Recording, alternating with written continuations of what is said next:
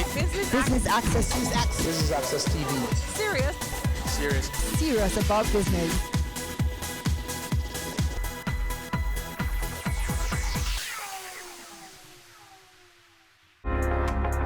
Welcome to Business Access Television's highlights package of the symbolic signing of Jamaica's Foreign Exchange Code of Conduct. Governor Brian Winter, Senior Deputy Governor John Robinson, Deputy Governors Wayne Robinson, newly elected JBA President Mr. Jerome Smalling, President of the Cambia Association of Jamaica Heather Ferguson, Executive Director of the Jamaica Institute of Financial Services Darlene Jones, other distinguished guests, members of the press. Good morning and welcome to Bank of Jamaica for the symbolic signing of the BIS FX Global Code by the respective presidents of the JBA and CAJ. The adoption of this code by the authorized dealers and large cambios is another significant step in the FX market reform process, which began back in July 2017. Since then, BOJ has implemented a series of reforms aimed at improving efficiency and transparency, to include the implementation of BFIXIT, that's the Bank of Jamaica Foreign Exchange Intervention Trading Tool, whereby the bank intervenes through select participants in the foreign exchange market via an auction process. Secondly, the implementation of FX net open position limits for authorized dealers and FX position limits for cambios, to ensure soundness and efficiency in the foreign exchange markets and mitigate risk-taking by the players. Improving market intelligence through daily market chats and enhanced reporting requirements to include counterparty name and TRN for large value transactions. The establishment of a foreign exchange market development committee chaired by the governor, and this enables cross-fertilization of ideas of all players in the industry. And of course, getting the conversation started on FX hedging products, such as forwards. At this time, on behalf of the governor, I'd like to extend appreciation to the authorized dealers and cambios for your tremendous support in making the reforms thus far a success. Colleagues, there's more to come as we eagerly await the implementation of the foreign exchange trading platform in early 2020. So without further ado, I now turn over to our esteemed governor, Mr. Brian Winter, for his remarks. Thank you, Natalie, and I would like to say a special welcome to everybody this morning. It's very good to see you all here for this extremely I think a long-awaited, a timely, and a very important step forward for Jamaica in its economic development. I'm especially pleased to be here today as we recognize the adoption of the BIS Foreign Exchange Global Code by the foreign exchange market intermediaries in Jamaica. The Global Code provides a common set of guidelines to promote the integrity, the transparency, and the effective functioning of the foreign exchange market, which is a vital part of the global financial system and has a turnover of more than $5 trillion every single day. The adoption of the Global Code is one of the reforms to the foreign exchange market that we began in mid-2017, and it was aimed at enhancing the efficiency of the financial markets in Jamaica. That is how financial markets best serve the markets in goods and services, which is where Jamaicans will be employed and be able to grow their wealth, will be able to develop themselves, will be able to contribute to the building of Jamaica. The code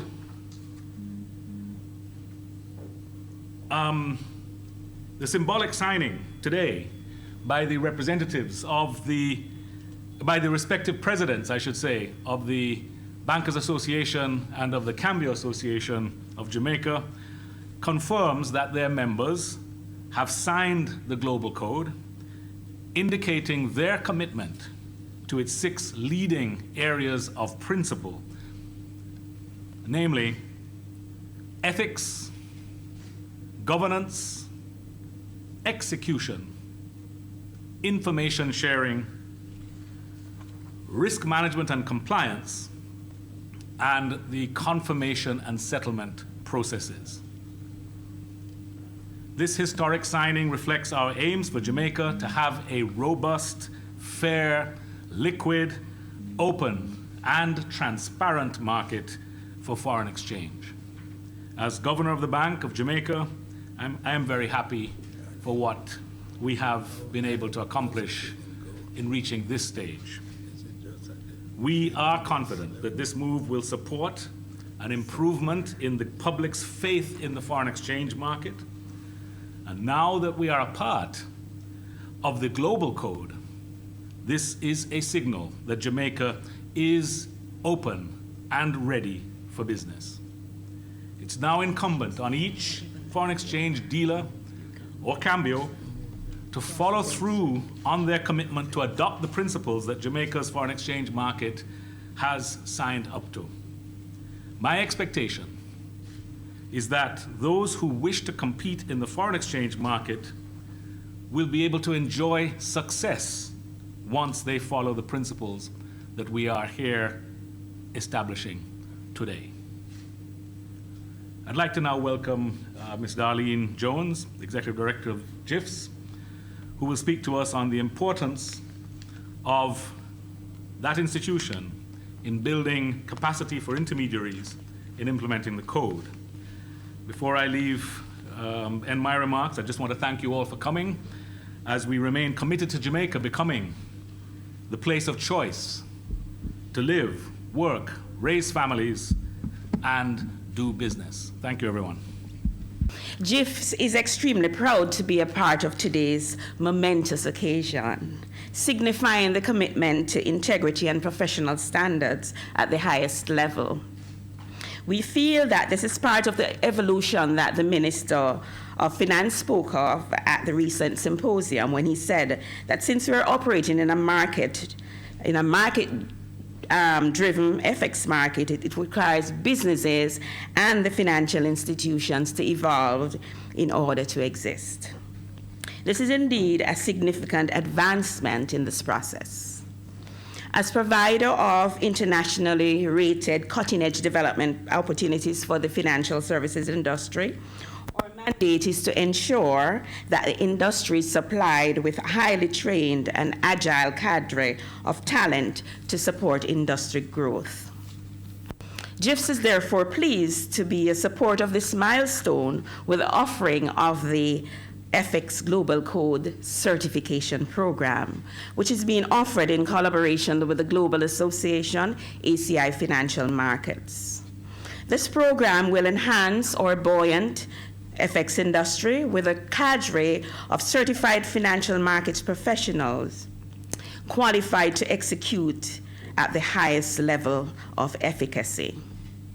The program has been designed to ensure practical working knowledge, and I am emphasizing practical working knowledge, advocated by the principles of the code, with emphasis on the application of high standards of integrity, conduct, and professionalism, with the understanding of why adherence to the market participants to the code is important. We had a first sitting of certification exams in June, and we're now recruiting for the second cohort, which commences in September.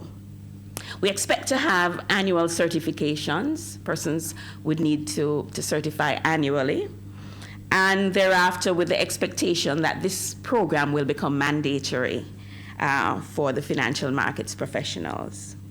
Of course, we intend to continue the path by offering supportive programs. We are also in discussions with ACI to offer a dealing certificate. So we commend the FX Working Committee on the direction of the Central Bank on this milestone on agreeing to the principles of the code.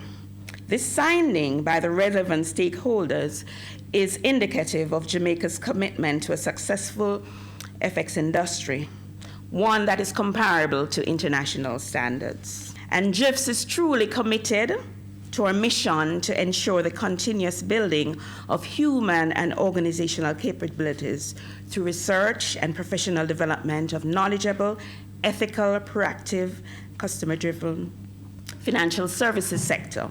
And we look forward to our continued collaboration in this regard. Thank you so much. It's now time for what we came here to see, the symbolic signing of the code by the respective presidents. Thanks for watching Business Access Television's highlights package of the symbolic signing of Jamaica's Foreign Exchange Code of Conduct. Pleasant viewing.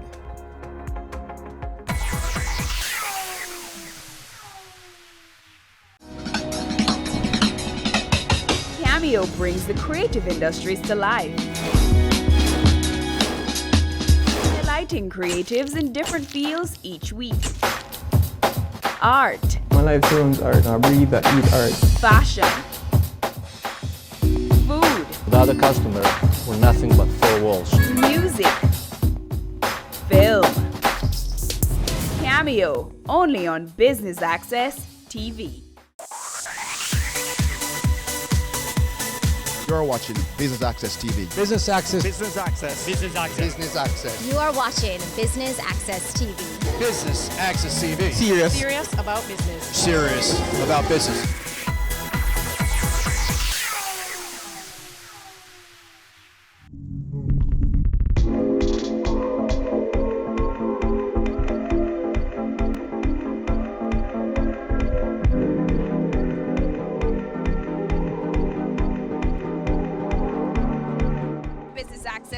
Welcomes you to the grand opening of Maison Chic's second location here at the Arden Emirates Plaza on Arden Road. I'm your host, Amita Prasadwe. Please stay tuned for highlights.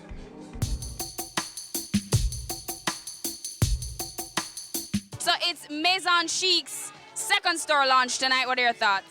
It's good because a lot of time I'm up this side and it's difficult for me to go all the way down that side to get something, so I can just come right here and run over to 212. That's my favorite. That's your favorite? That's my favorite, all the time. So you're a past customer. Talk to me about your experience shopping at Maison Chic. Oh, it's very easy because I'm not so big on fragrance. So when I enter the store, I'm like, what is it that I want? And somebody just comes over and like, okay, may I help you? What is it that you're looking for? Is it for an event? Or you just want something for like when you're going on the road? And they just help me from there and I'm good. But wouldn't you want to smell the same for an event or if you're going on the road? No, that's why I always choose two. One for the regular outing and one for an event. Yeah, because you know when you go to an event, your cologne have your kick like Jackie Chan. Oh, it's have a kick. It have a kick.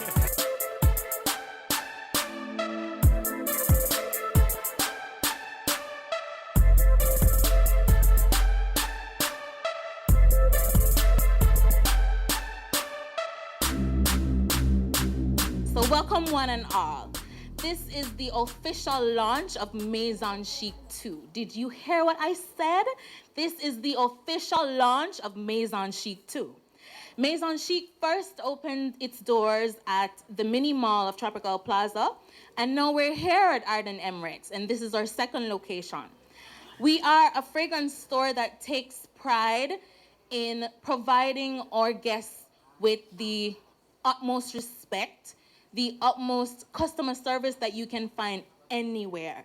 And don't forget that we are also licensed to bring all the brands that we carry. So we have brands like Carolina Herrera, Paco Rabanne, which like these are like top brands from right around the world, right? And our tagline is explore your outer senses and unleash yourself. This explains perfectly what we do and the experience that we bring to all our guests. every single one is important. So whether it be that you purchase a fragrance that costs $2,000 or you purchase a fragrance that costs $80,000, it doesn't really matter to us. Just as long as you're supporting us, you deserve the best and the best customer service from right around the world, right across the board. For us, we always say in the fragrance world that fragrance is the ultimate accessory. So when you're smelling good, people tend to sometimes forget what you look like, right? Am I right? Yeah, everybody can testify to this. And in our culture now, as Jamaicans, we have realized that even our entertainers are bringing this to light. So everybody is singing about what they're wearing, and everybody wants to smell hot, and everybody wants to smell sexy. So, you know, it's a very important thing. It's very important to what we do every day, like to keep yourself clean and to smell nice and to smell sexy is everybody's wish. And right now, I just want to say thank you to everyone that has come out tonight, because this is a very important venture. We have struggled to help persons to understand that, hey, this is where we need to be. Like, you need to walk into a store, and before you can even say hello, like customers are, or attendants are greeting you. We have the best trained attendants right across the board. Like, when I say best trained, like, can I hear some hello? All right, so right now I'm gonna introduce all our fragrance consultants. Come on, guys, come on, don't be shy.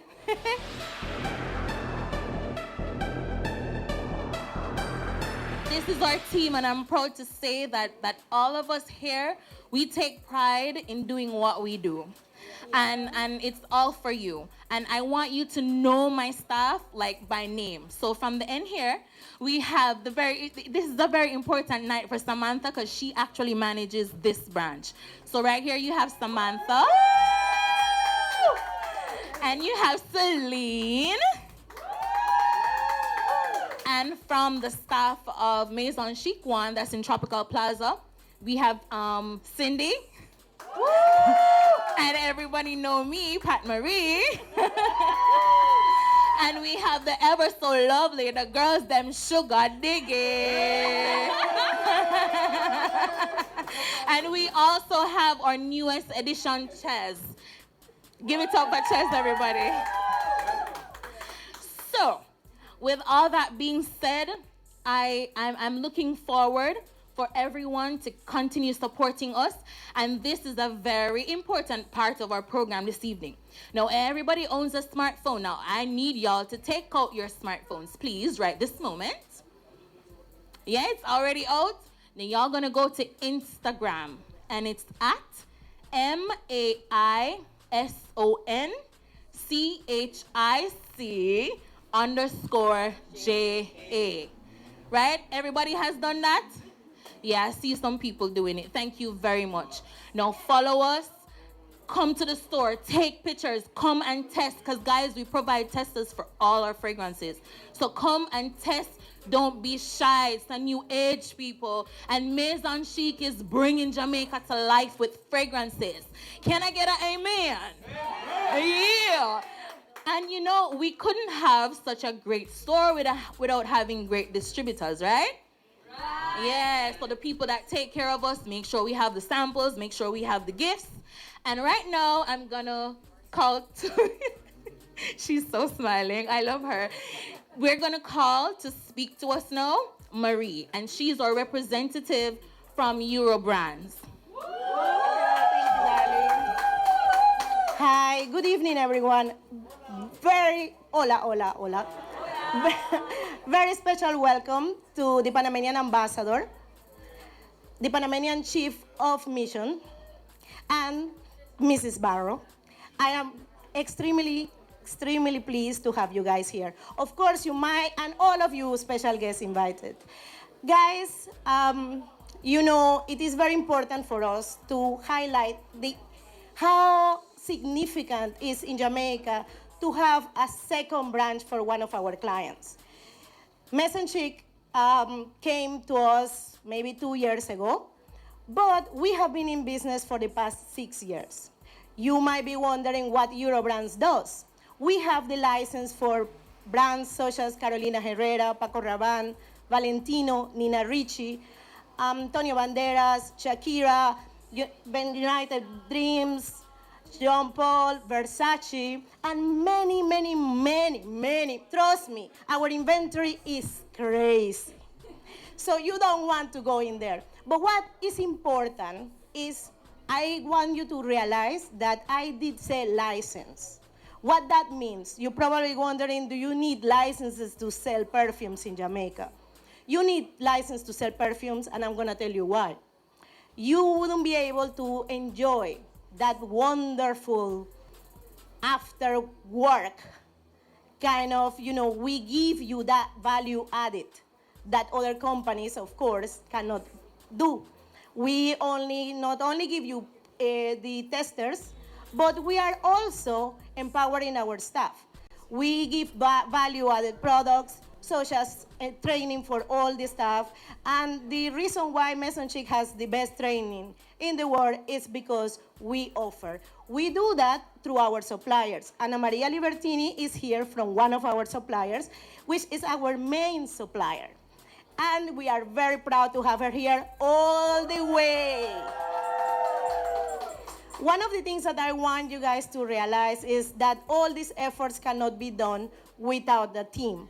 Of course, my team is really, really busy tonight, and they're selling fragrances to all our clients, but I have Samantha here that is in charge of our marketing department.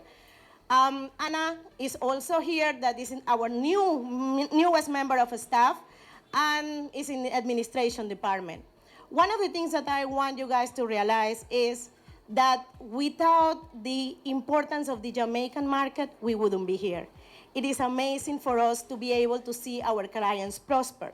So if any of you want to sell fragrances, so you know where to go. If you want to have it done well done. One of the things that I always say to my clients is, if it looks good, if it smells good, if it's good, we have it. If we don't have it, we are working on the license. And if we are not working on the license, it's because we don't think it will make sense in Jamaica. We are the best in the system right here. We are the best in the market.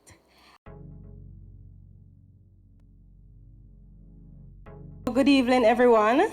It is my pleasure to have you here. Working at Maison Chic, it has been really great. The family base, they have been really welcoming, not to mention the clients that we have catered to and the friends that we have made. So some of our, clients, they have become our friends. So with that said, I would like you to celebrate with me new beginnings. Maison Chic 2!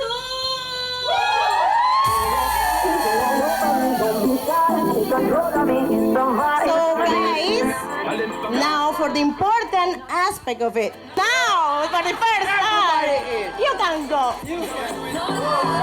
Don't be don't pull another one, another one. Your eyes, they all over me. Don't be shy, take control of me. Get the vibe, it's gonna be lit tonight. No lie, not twice, pull another one. It's alright, I know what you want. The vibe is gonna be lit tonight. No lie, so.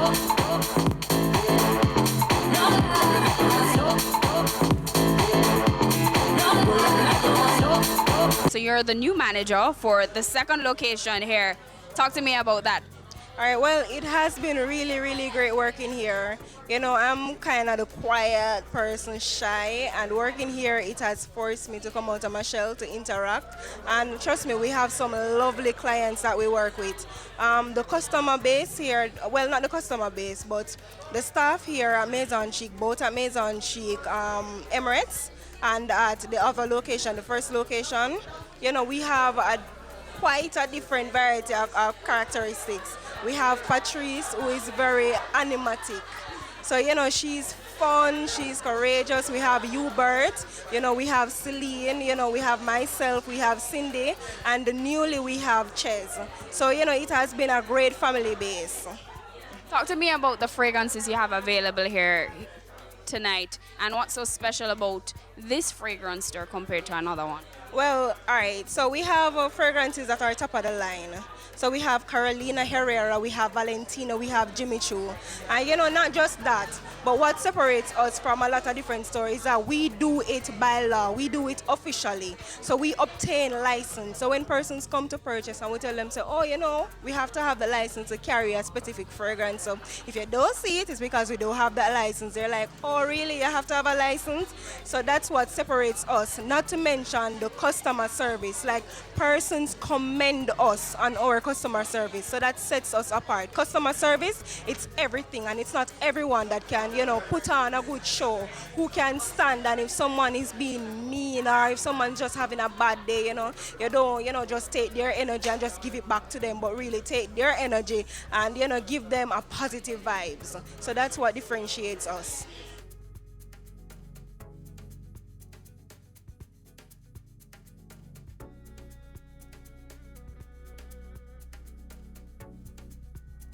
You're a customer here at Maison Chic.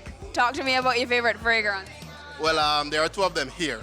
First one for the designer would be Paco Rabanne Invictus, and that would be the Intense. And the second one would be from Bud Number 9. It would be Scent of Peace.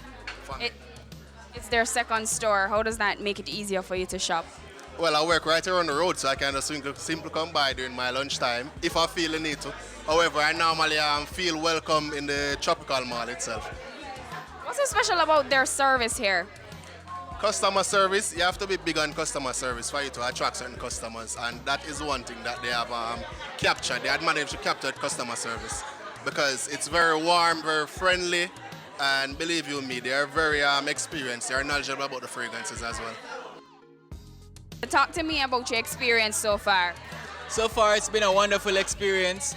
I've been enjoying every moment of this because it's something new, but I've been selling fragrance since I've arrived here. But it's easy because we actually study the fragrances that we sell, so we know what we are giving to the customers. So at the end of the day, we always please their wants and needs that they come to us about. So basically, I've been here for 2.5 to 3 weeks right now, and I've been savoring every moment. How was the training? Well, the training has been very educational. Yes, so they have been training us in ways that I didn't know that my nose could have reached those levels. I didn't know my nose had those skills because we have been learning new things. Why should people come out to the shop location here on Arden Road or the one in Tropical Plaza? Tropical is kind of a more established branch, but Arden has a lot of fragrances that maybe you will not find at Tropical right now, but it's a nice branch to come because they have varieties. And it's a new place, so they want it to be as much as Tropical itself because people actually know Tropical already. So basically it's a new experience, but it's similar to Tropical because the customer service is still warm and inviting as in Tropical. So it's a great place to come.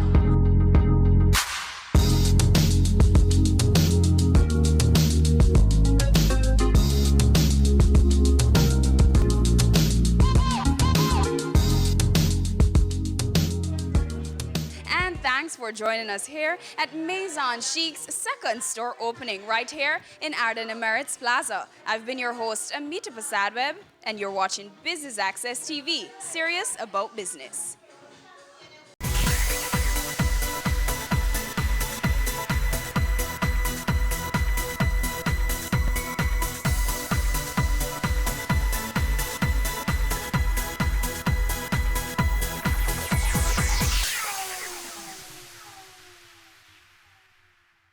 Ready for cable for as little as $100? Ready for no monthly cable bills? Ready for 10 TV channels absolutely free? Then pick up our Ready TV box at authorized stores for $4,500. Hook it up to your TV set, then top it up with Ready Credit for 1, 7, or 30 days. Buy now and get $1,000 free Ready Credit and start watching your favorite shows. Pick it up, hook it up, top it up. Ready TV. Prepaid cable TV when you're ready. Now serving Kingston and St. Catherine. Limited time offer while stocks last. Conditions apply.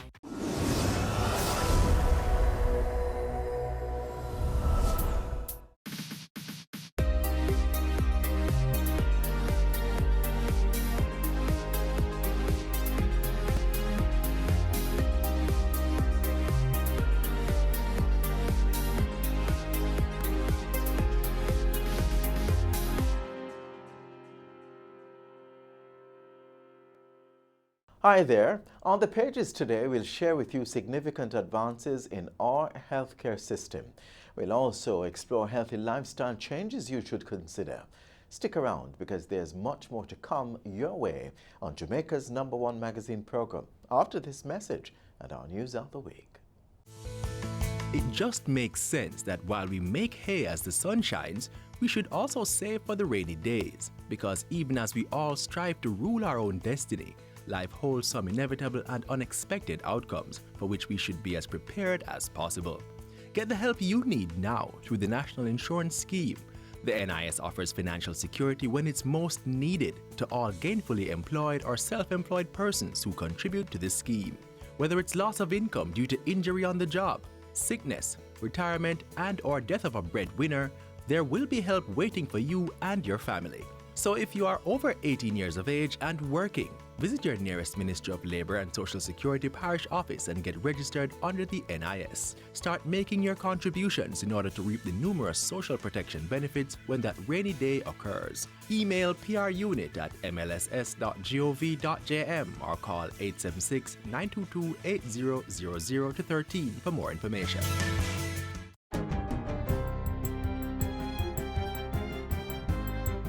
Hi there, I'm Simone Wolf with your JIS News of the Week.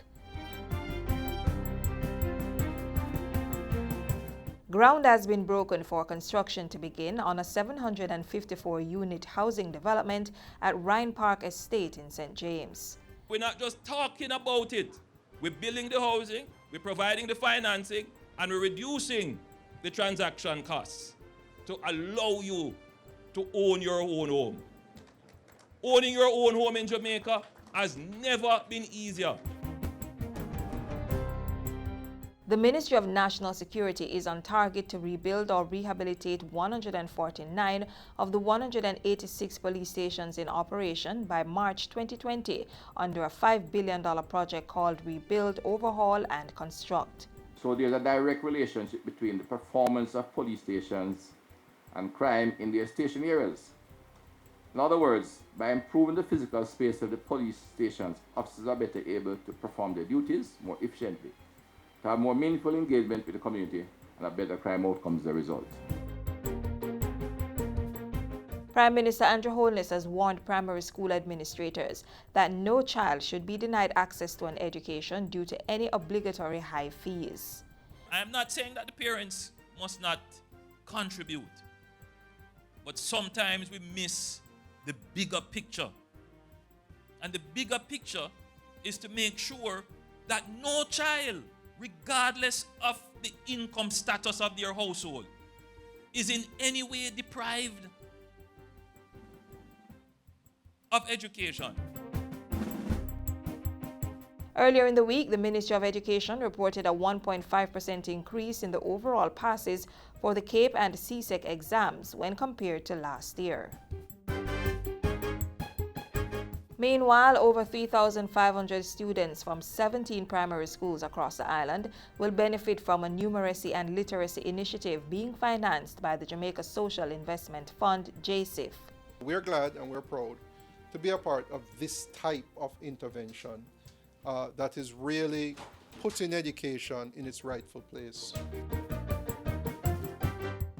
The Ministry of Health and Wellness has activated its enhanced vector control program to include public education, island-wide fogging, and home inspections by 1,000 trained and certified vector control workers. This is a real challenge that we have, a real burden that we bear as a society, and a burden that as public health officials, as a government, we have to find better ways to respond to. And a big part of that solution is you.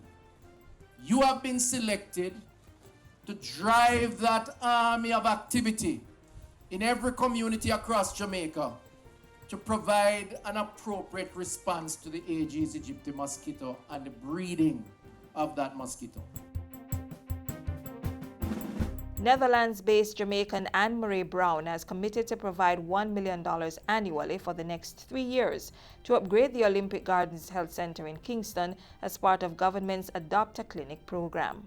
I heard that I was the first individual to actually adopt. And for me, I believe that when God blesses you, because I am blessed, you have to give in the same capacity, the same measure of your blessing.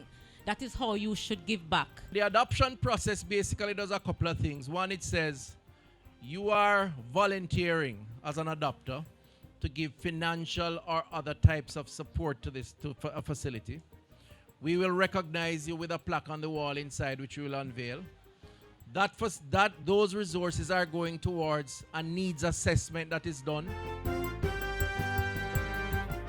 The safety audit of homes for children in state care is now completed and is currently being reviewed by the Child Protection and Family Services Agency. The audit was requested by Prime Minister Andrew Holness following a fire at the Walker's Place of Safety in January last year. Once Cabinet has reviewed, then the decision will be taken to make it public. But just to say, we have already started to implement some of the recommendations from the audit. And finally, the International Monetary Fund's resident representative to Jamaica says the country is ready to exit the fund's program come November. Jamaica has set a new standard for the region, not only for the region, but really for the rest of the world. We've seen a country where the ownership of the economic program was far-reaching.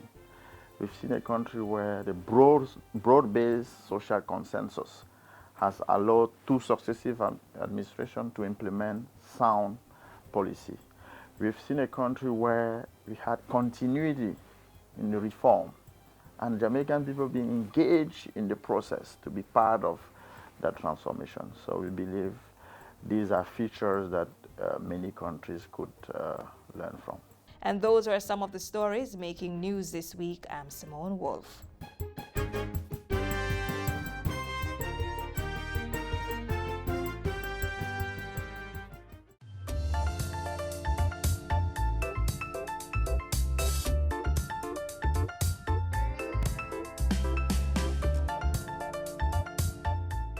The latest and best practices in cardiac and vascular treatment and care are being offered in a state-of-the-art medical facility now housed at the University Hospital of the West Indies.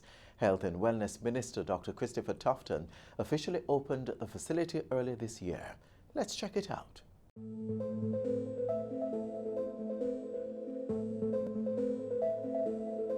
Jamaicans and other people from the Caribbean region, indeed visitors from around the world who may require cardiovascular treatment and care, can expect the best right here at home. The government of Jamaica has been on a mission to retool and modernize the health sector. The University Hospital of the West Indies is among the health facilities undergoing transformational changes to keep abreast of the latest in healthcare technologies. What we want to deliver to the people of Jamaica is a state-of-the-art facility that will enable us to provide all healthcare needs of our citizens. It's important that as a country, we are able to provide that advanced and higher level of care that is needed when some of the most complex medical conditions requiring expertise present to us. In keeping with the hospital's strategic plan and vision, several new developments have been taking place. Among them is the establishment of a cardiovascular interventional suite with state-of-the-art equipment. The suite of equipment cost $2 million, while another $51.5 million Jamaican dollars was spent on construction and infrastructure improvement. This is an indication of a desire to keep pace with advances in the technology that's around to ensure the delivery of quality care.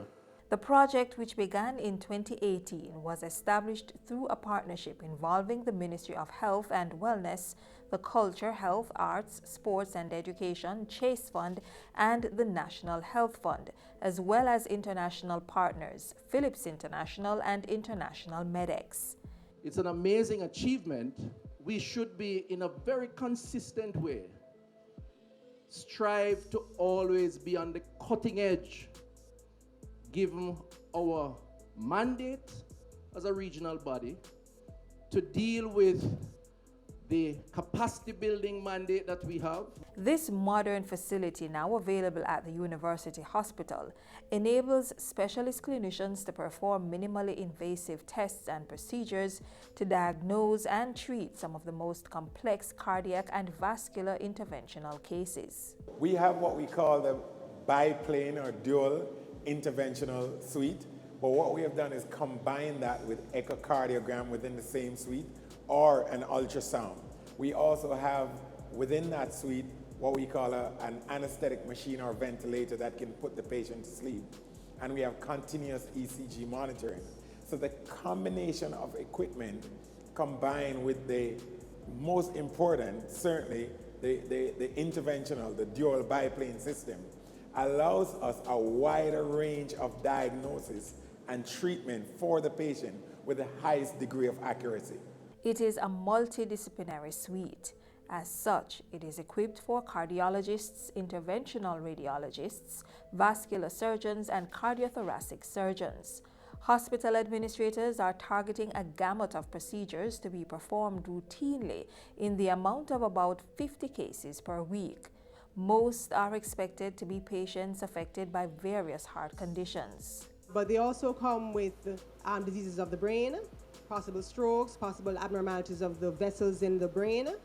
They also come with abnormalities of the peripheral vasculature, blockages in the legs, difficulties in the aorta. And so really a lot of the care will speak to cardiac disease, vascular disease. The suite also has the capacity to deal with conditions such as renal disease and cancers.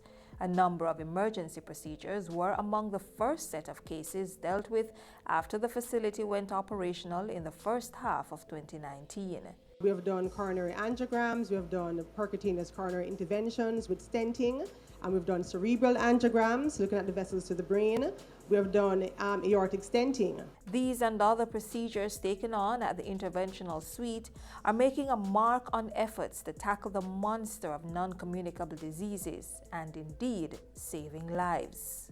A third of all deaths in Jamaica, between 18 and 20,000 deaths, die from cardiovascular disease.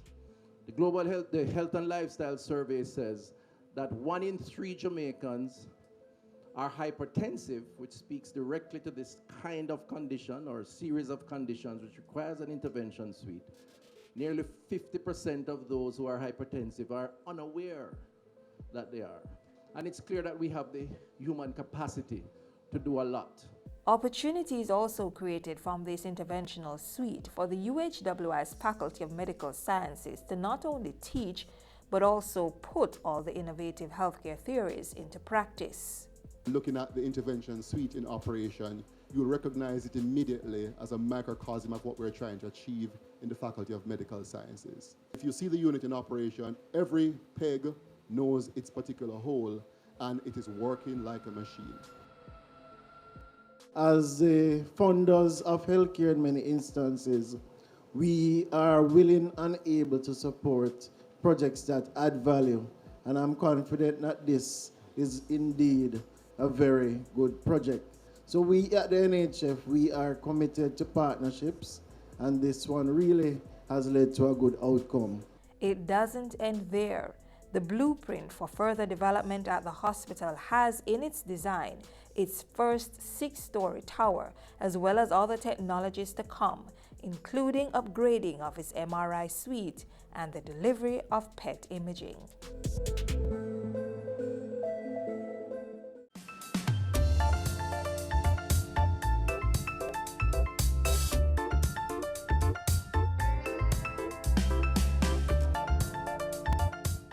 On the road to securing the health and well-being of the nation, the responsible ministry has established programs to ensure all of us in this country are in tune with the need for lifestyle practices that reduce our disease burden. The flagship promotional program, Jamaica Moves, encourages healthy eating and regular exercise. Find out more in this next feature.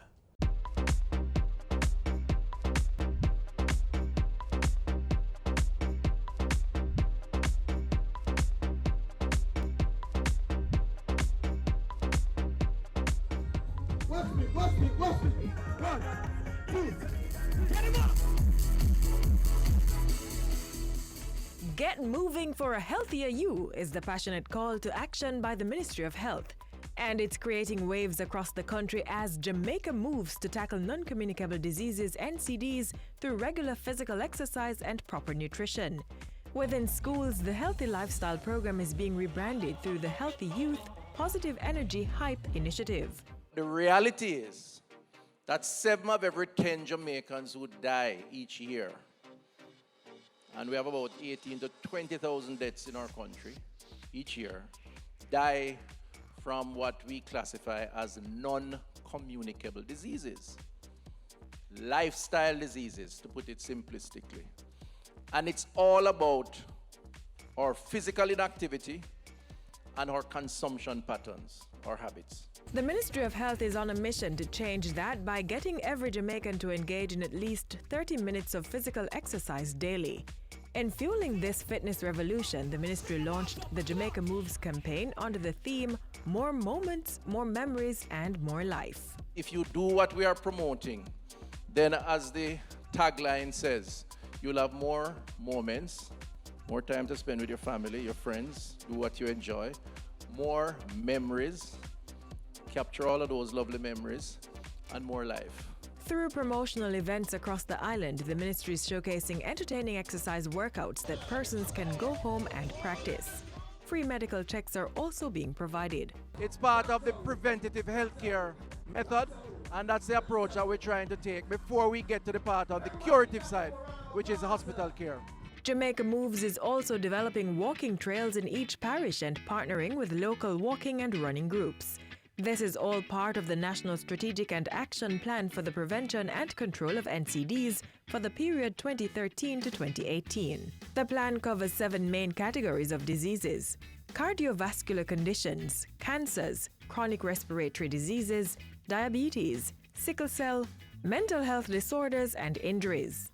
Rarely do we speak about the need to change our lifestyle in our own interests as individuals. And it is cheaper to do that. 1/3 of your income, according to the World Bank, if you get arthritis, diabetes, cardiovascular disease, and all the others that are linked to lifestyle, 1/3 of your disposable income, the World Bank says, will end up being spent on treating those ailments. So it affects the bottom line and your pocket also. Many persons like this man can testify to the benefits of living a healthy lifestyle, which extend beyond monetary savings. All my family have diabetes. One night, I see my hand hook up like this, pull in, and get cramp. My feet then start to cramp. The morning, I put on my clothes, get ready and go to the doctor. He do my blood sugar level, and it was 29.5. And he said, oh my God, you almost kill yourself. So the doctor said, I know what to do, Mr. Reed. He says, yes, sir. So I was weighing at the time 285 pounds with a big tummy like this. So he said, go and cut out your belly. And you know what I mean. So I said, I understood, doctor. I'm going to change my diet and I'm going to take up exercise 1,000,000%. So I start off by 1 mile back and forth till I end up doing 10 miles. Exercise is the key to good health. Eat right, change your diet, less carb. Remember to put the running shoes right at your bed. As you step out of your bed, you step in. And the first thing, you drink 1 cup of water before you move. And eat a lot of fruit, eat a lot of greens, and always have 1 glass of green juice every week. Dedicating 30 minutes out of every day to physical exercise may seem a big challenge, but begin with just 1 step and you'll find it becomes manageable.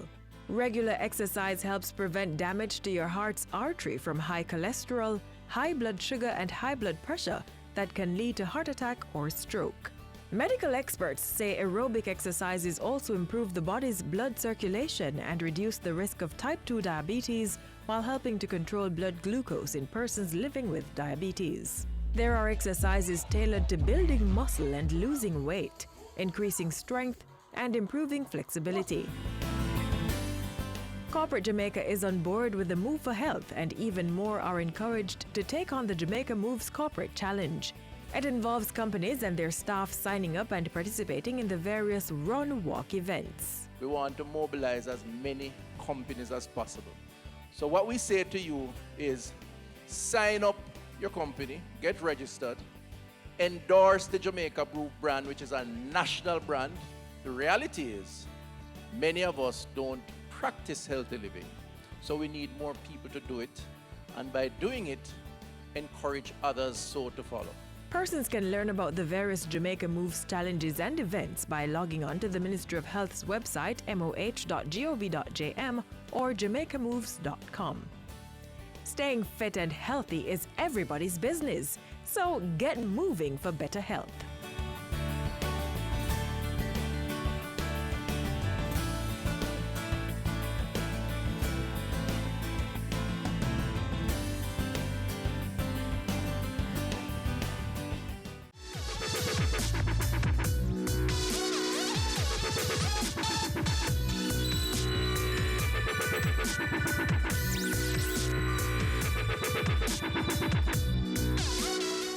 As we continue to focus on the subject of safety and well-being, let's turn to the importance of protecting yourself and property from fire hazards. A fire can cause great loss and grief. In this next feature, you'll learn what you can and should not do to keep your property and people safe. Fire! Fire! My bed, my clothes. Same script, different day. What's worse, sometimes a human being, even a child, dies in these unfortunate situations. The loss of lives and valuables as a result of fires is impacting those who remain behind. The mental effort to get up from the ashes. Taxpayers too are being burnt, as more dollars are being shelled out for fire emergency operations. Homeowners must implement fire safety plans.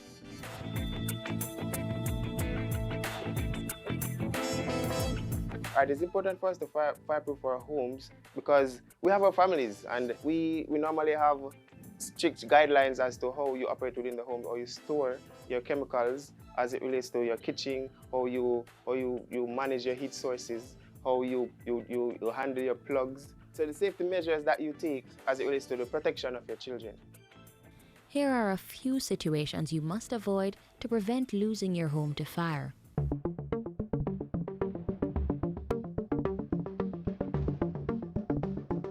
Finally home from a tired day at work. The first thing many people do is get something to eat. Now, this is when a fire safety sin is usually committed, having a cigarette while tired or the stove is left on.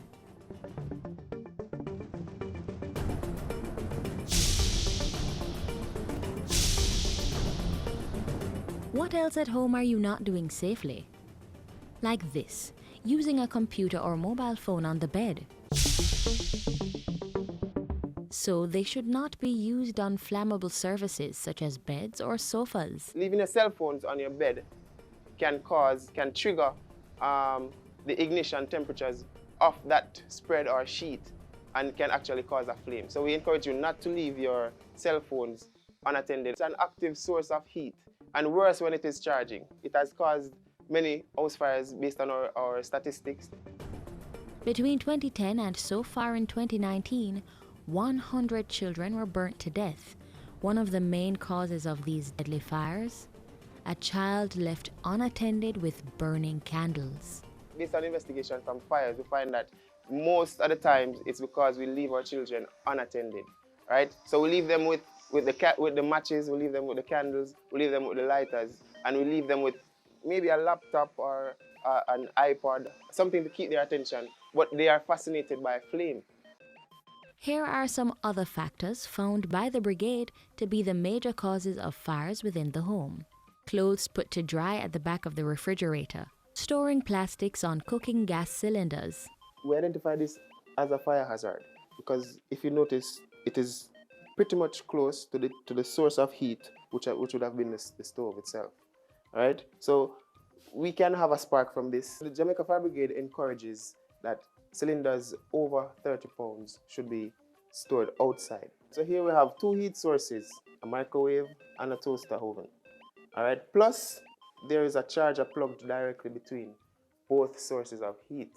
What we encourage is that there should be sufficient space to allow for air to pass through. In the bathrooms, the heat source is, for example, your blow dryer.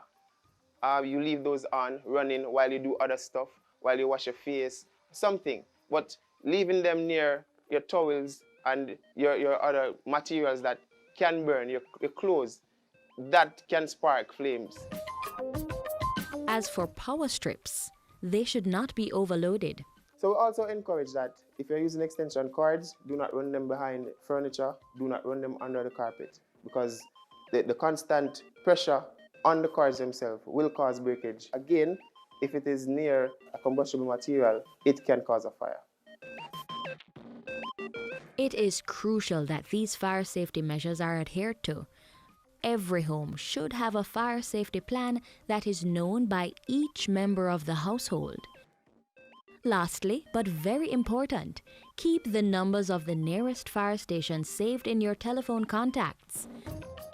The general public can make a request for us to come inside the homes, check where you should have a smoke detector, check where an extinguisher should be, because you should have these in your homes as well.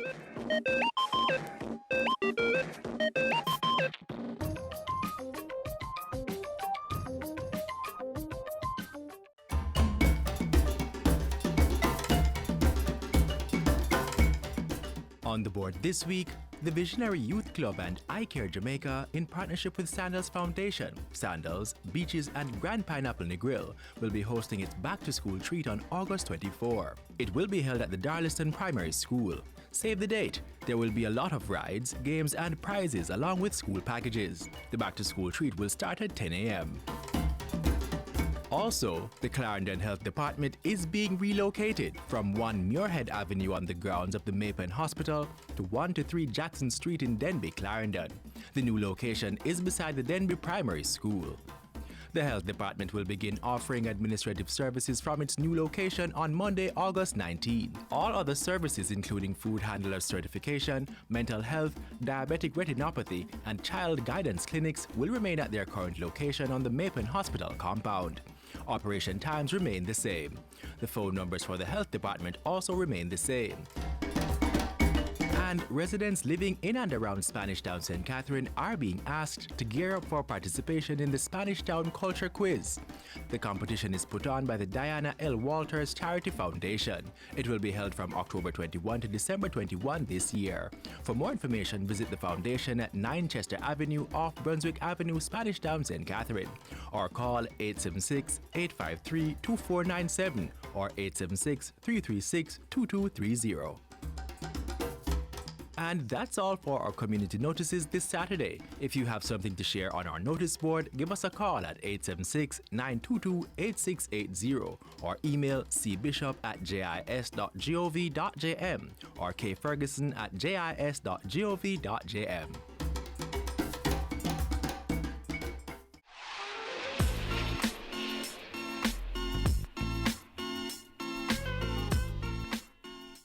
We've come to the close of Jamaica Magazine for today, but we hope you've been enlightened and ask that you do join us again tomorrow for more.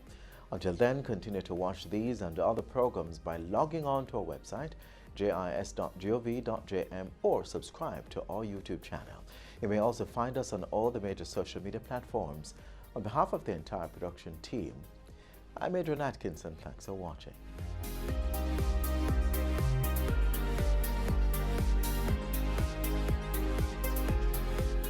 This has been a production of the Jamaica Information Service, the voice of Jamaica.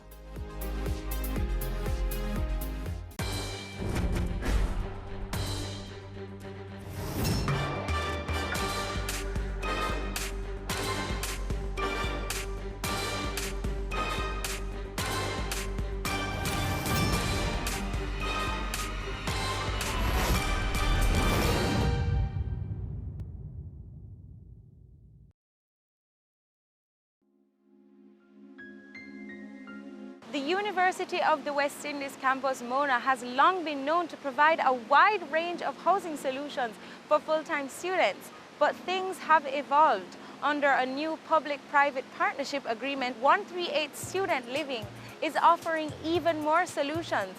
Find out more on this episode of Home Sweet Home.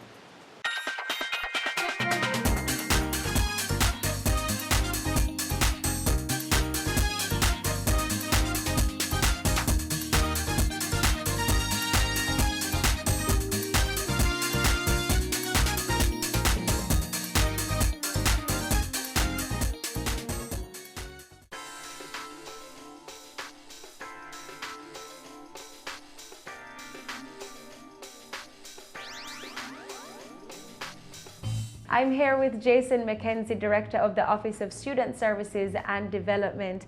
Now, Jason, we're going to talk a little about accommodation on campus. Was that something that you always provided?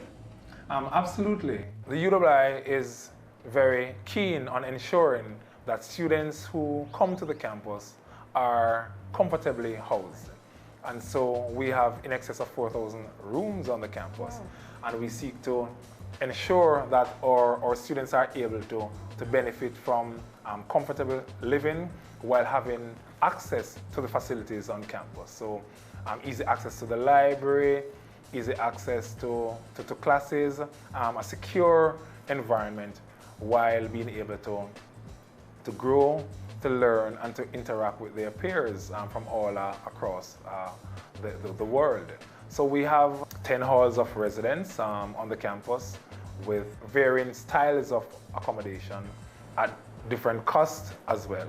But importantly, our students are able to benefit from a living, learning community where they are interacting with students from different backgrounds, where they're able to benefit from a range of developmental programs that we have organized specifically for them as they continue on a journey to become the distinctive UWI graduate.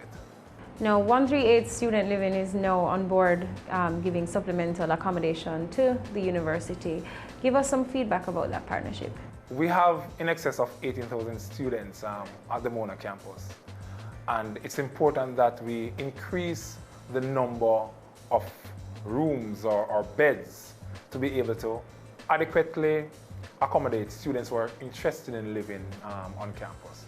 And so we have a wonderful partnership with 138 Student Living that has come on board to build some modern, new facilities to help us with accommodating our students. So it's a growing partnership.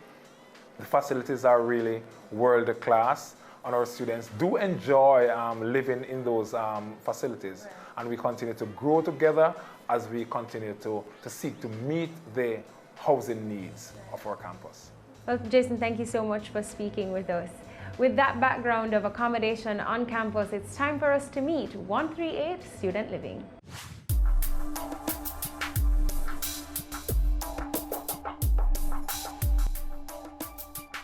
I'm John Lee. I'm chairman of 138 Student Living Jamaica Limited.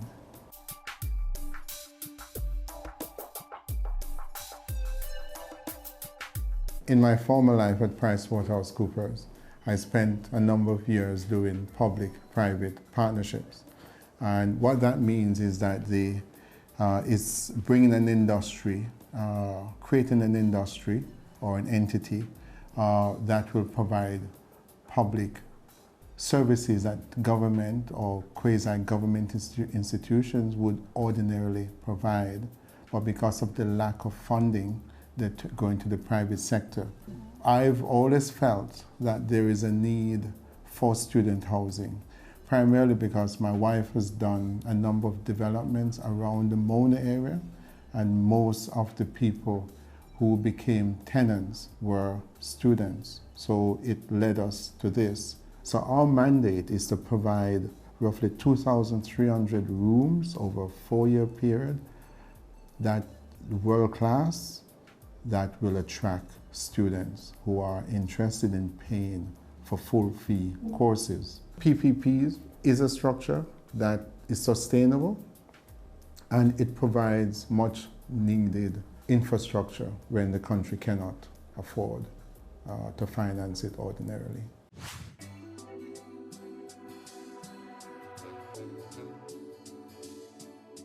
We are now joined by Anthony from 138 Student Living, who is very excited to tell us about the company. Welcome, Anthony. Thank you. Thanks for having us. So talk to us about 138 Student Living and what exactly it is that you guys do. We're a listed Jamaican company.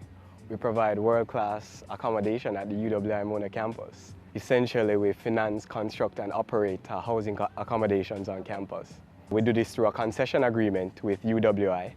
And just to give some of the viewers a background, obviously, a concession agreement is just a contract between a private company, 138, and an institution, UWI, for the private company to operate on the institution's premises or on their jurisdiction, subject to certain conditions. These conditions now, on UWI's side, they are to provide lands for our buildings, and they guarantee 90% occupancy in all our buildings.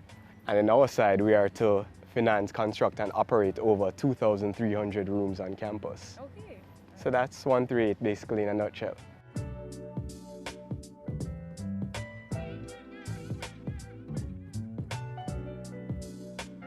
This partnership with UWI, one, is a medium to develop education in Jamaica, two, to develop the facilities at UWI. As well, the partnership provides a unique investment opportunity to all our stakeholders, as the project provides stable returns to all our partners, investors, and financiers.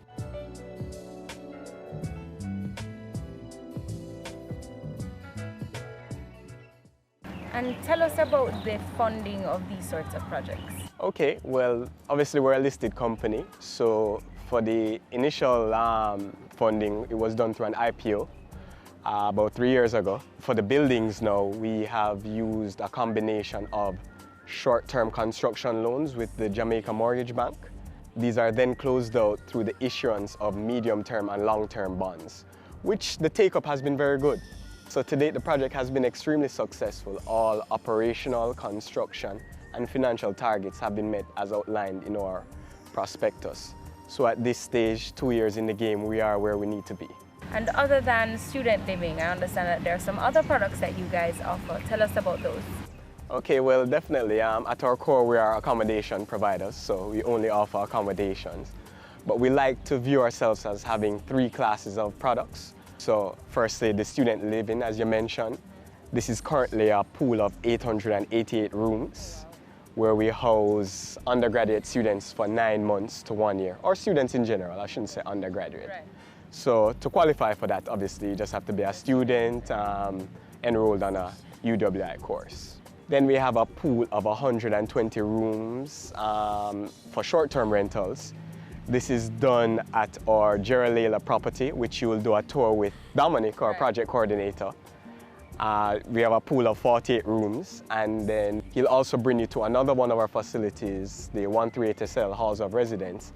That's another 72 rooms, so that accounts for 122 rooms available year-round for short-term accommodation. Thirdly, we have our summer program. This is quite exciting, where obviously during the period June 1st to August 15th, all the students depart and UWI becomes a virtual ghost town, so to say. So 138 in tandem with UWI, we've decided to revitalize summer on campus because, as Jason would have probably mentioned, we have over 18,000 persons on campus, and over the summer this probably drops to like about 5,000. So for this summer and for summers going forward, we'll be pushing marketing over 3,000 rooms on campus, and it accommodates all budgets from as low as US $20 for rooms. And then define short-term rentals. What's the duration we're looking at? With students, it's 9 months to 1 year. So essentially, we define our short-term rentals as anything from daily to 6-9 months, really. It could be a night, or it could be a couple months. Precisely. But before we go any further, Anthony, we take our first break on Home Sweet Home, and when we return, more 138. Stay tuned.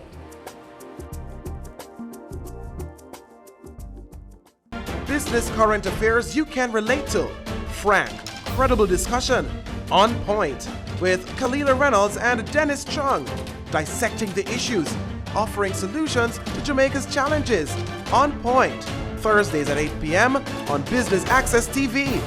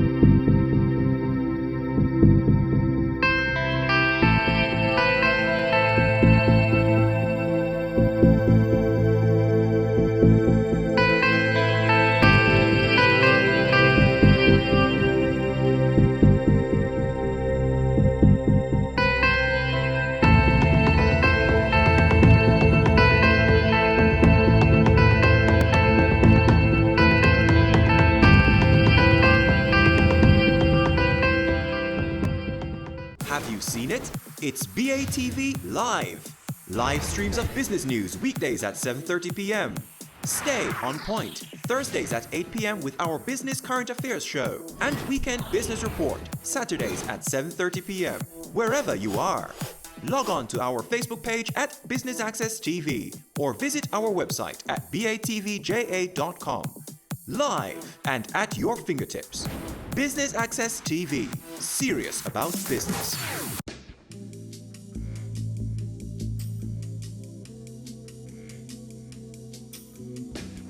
Welcome back to Home Sweet Home. If you're just joining us, we're at UWI Mona looking at some of the living solutions offered by private company 138 Student Living. Now, I know you're eager to see the facility, so to help us with that and take us on a little tour is Dominic. Welcome, Dominic. Nice to meet you. Hi, nice to meet you too. Okay, so this right here we have is our Leslie Robinson Hall. It is 3 halls. This is the primary halls for undergraduate students. Each hall contains 144 rooms.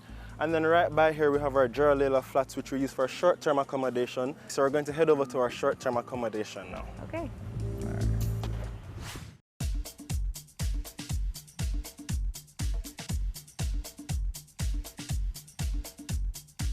Okay, so each resident needs a key card to have access to the building. Mine is in my wallet, so you just put it against the sensor. Okay, so you don't even need to take it out. No, you don't. That's good. After you? Okay. Yes, so this is the living area, and you can have a seat and I'll run through exactly what we have to offer. All right? Oh, this thing is so comfy. Yes, so first of all, we offer very comfortable seating, all right? Not that I didn't think it would have been. It's very comfy. So whenever you're ready to sit and relax, cable television, you can just sit and enjoy yourself. And the point to know, Candy, is that here used to be for postgrad and it was renovated. The capacity was increased and we transform it into the now Gerald Layla flat. Okay.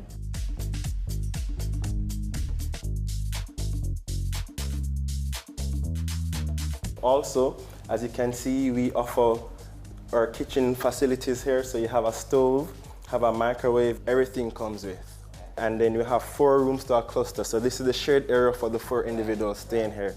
However, each room has an en-suite bathroom, a closet, a bed. We provide a fan as well. And then we also provide linen, so shower curtains, toiletries. Right. So the room is fully booked and ready for the resident to stay with us. And each room can facilitate just one person? No, we also do provide double occupancy as well. So what we do is to provide 2 single beds in the room and they'd be able to stay in there as well. Also, we do have cases where couples come. We charge a double occupancy rate of $97.50 and they can stay on a double bed. And a special feature of our short-term accommodation is that we provide housekeeping service. So what happens is that the housekeepers come in, they clean here every day. However, on special requests, you can also ask them to clean your room and they'll come in, change out the linens, the towels, do the laundry for you, as well as to fix up the room on your And is that an additional cost to the persons who are staying here? Well, with our rack rate of $65, it's included. Okay, okay, not bad at all. Is it that the people living in this cluster, do they have to know each other? Is it a group thing or can 4 separate people book the same unit? Okay, well, another feature of our short-term accommodation as well is that we tend to put like-minded individuals together. However, if it's a group occasion, we'd put the groups together in clusters. And what about meals? Do I have to source my own meals? We actually offer a meal plan for our guests. So we partner with SCR and they provide breakfast, lunch and dinner for our guests at an additional cost. And SCR is? The senior common room. Okay. Okay. Oh, thank you very much. It's a very nice setup. Oh, and a nice comfortable bed too. I definitely like the fact that all the bedrooms have their own ensuite bathroom.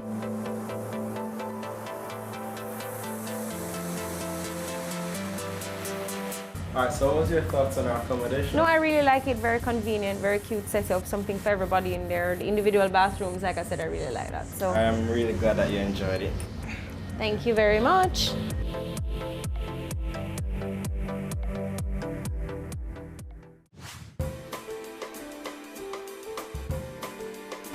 Hi guys. Hi. Hello. Okay, so right here we have a group from Austria. Remember we spoke about groups and like-minded people? So we put them together and this is their cluster. Okay. The good thing about here is like the track is really close, so we don't have to like drive really far, and we've got everything we need here. And the weather is nice. Yeah, the weather is nice, so we can train and yeah. Okay, great. Right, so it's down here. Yes, so it's newly built. It has a nice feel to it, as mentioned before, and it is located close to the police station. And as we've been saying, we offer exceptional services, and every block on this side has its own elevator. Oh, lovely. Yeah, man. So we don't have to do the stairs, you know? We have to do the stairs. We're stepping it up, stepping it up. Left or right? All right, so as I've been saying, here at 138, we take security very important. So we have an access card for each floor. So someone on the 3rd floor wouldn't be able to get on this floor. After you. No problem. All right, so over here by our 138 SL Haldorf residence, the first thing you can notice, it's a bigger space, right? As mentioned earlier, it's a cluster of 12. We have 6 single room on one side and 6 double room on the other side. All right, so at any given point in time, we can have 18 persons here on the floor. All right. We also have a kitchen area. It's way bigger than by Jarlila. We can go into that later. It contains the same setup as well as 2 additional burners, obviously to facilitate the huge amount of people. Yes. Each room has its own in-suite bathroom as usual, the miniature fridge, closet, almost the same setup, but over here has a newer feel as it's been recently built up. All right. We also have the cupboards over there where students can hold their food items and so on, just in case, because as I said, we're dealing with a lot more people over here, so we need these things in place for that. We also offer deep freeze. As I was saying, storage, we have a lot more people here, so you can also store the stuff in the deep freeze as well. All right, so now we can go over and head over to the rooms. But quick question, do you guys still try to group like-minded people when it's a group of 18? I mean, definitely. As a matter of fact, currently on our 4th floor, we have one side which we put our nurses, and then the other side we have for our athletes. So we still do group like-minded folks together, yes.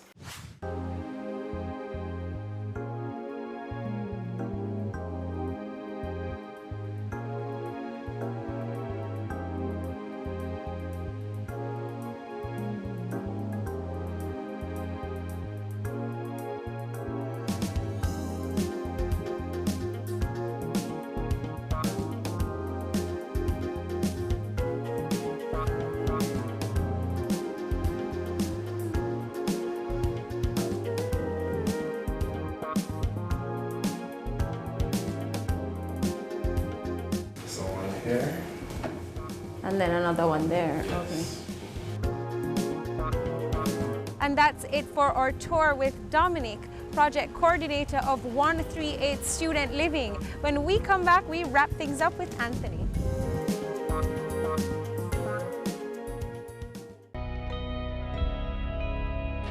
The business community has suffered tremendously due to extortion. Some have not just lost their businesses, their jobs, but lost their lives. This is extremely impactful to the growth of our country and to the progress of our people. We are our brother's keeper. Let's put a stop to this. No more use of force. No more use of fear.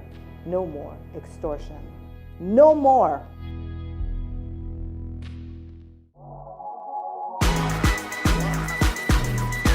The Good Life, your trusted source for useful health and wellness information, lifestyle tips for the mind, body, and soul.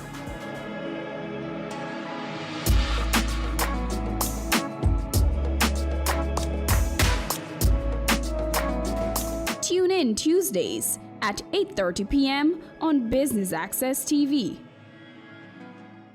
They say it takes a village to raise a child, but the world will one day need the leadership of that child. The time you spend with your child matters. It stimulates their minds and shapes the way they act. Talk with your children. Help them to better understand the world around them and to value what is truly precious.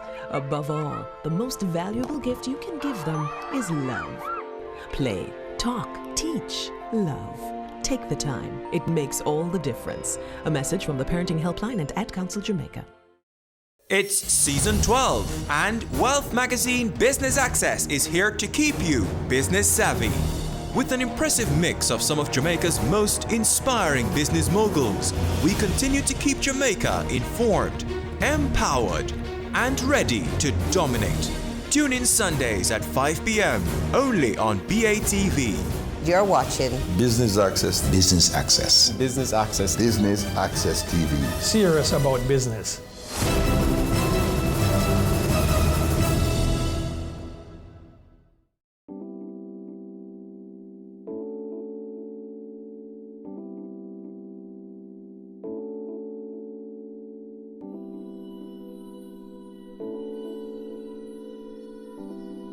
So I'm back from the tour. You guys have wonderful facilities, I must say. Very impressed. Thank you. And very sufficient for large teams, medium-sized teams, as you said. So good job. Thank you. So what prompted the decision to do short-term rentals and to explore this outside of just regular student living? Short-term rentals was kind of an emergent strategy. Right. When company leadership realized that there was a need for housing outside of the 1 year and 9 month thing. Right. For students. There are many users of UWI that needed facilities for much shorter periods of time. So first it started out with 48 rooms and then we realized more was needed. So it grew to 120. And then rooms are thrown into the pool depending on the uptake of undergraduate students. Other than event planners, who are you guys targeting? Who is your target market? Event planners, that's a key one. One of the reasons why we target event planners because of the facilities all at one place at UWI. Obviously, there's 3,000 rooms, 120 available year-round. Right. There is sporting facilities for sporting events, conference and meeting facilities for business events or anything of that nature. Intellectual facilities, you can host conferences, symposiums, chemistry labs, medical labs. There's a supermarket here. Right. UWI even has a beach, marine biology lab. There are many things you can do on campus with 138 and UWI. The cluster style setup of our accommodation is conducive to sporting groups and teams, or large to medium-sized groups. So those are two target markets. As well, parents of students, outpatients at the hospital, visitors, guest lecturers in academia. Right. In addition to all of that, with the group-style facilities, we target church groups for retreats and conferences, large groups that have interest in UWI's facilities.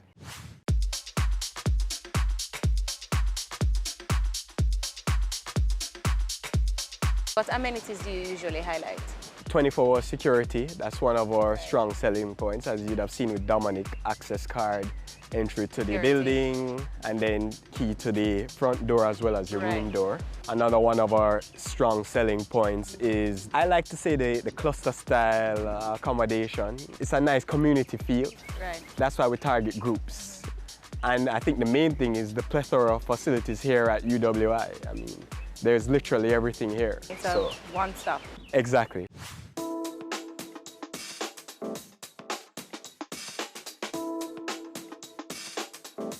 And what about the price range for the rooms? And if I pay and stay here, am I able to use the facilities of UWI freely? So our rack rate is $65 per night. That is the official price. Okay. But we are flexible in regards to the target market, large groups. And Right, so depending on how many people in my group, I can get a cheaper rate. Right, right. In terms of the facilities, okay, the pool and the gymnasium, yes. But in terms of UWI's wider facilities, that will have to be kind of pre-booked. Okay. And that's handled between ourselves and UWI. Okay. So you tell us what you need and then we will put it together for you, essentially. Okay. Yeah.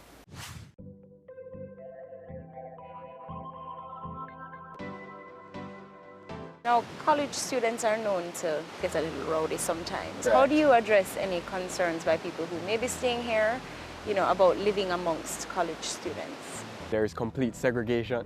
Okay. So short-term guests aren't... We don't stay in the same facility. Right. Okay. Obviously, we have 120 rooms carved out for year-round short-term rentals. And that's separate from the... Separate meaning a whole different building? Yes. Okay. You'd have seen 2 doctors from North America. They would be in a cluster of 4 together along with 2 other doctors. Right. I believe they're in a cluster with 2 other doctors Right. from Turks and Caicos and the Bahamas.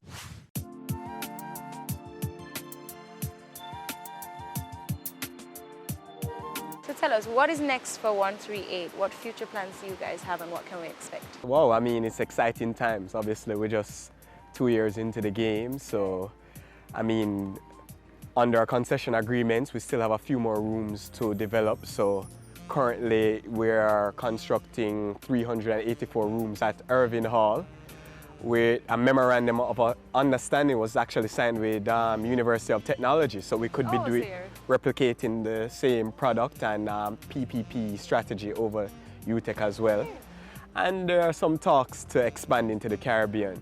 Oh, lovely, that would be nice. Yeah, it's exciting times for the company, our shareholders, yeah.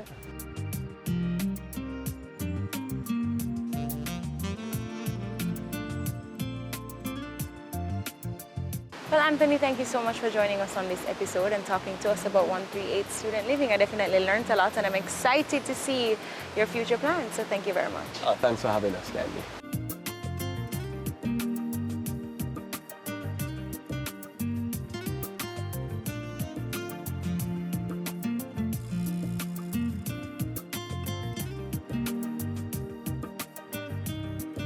I hope you enjoyed this episode of Home Sweet Home. Until next time, I'm Candy. Bye.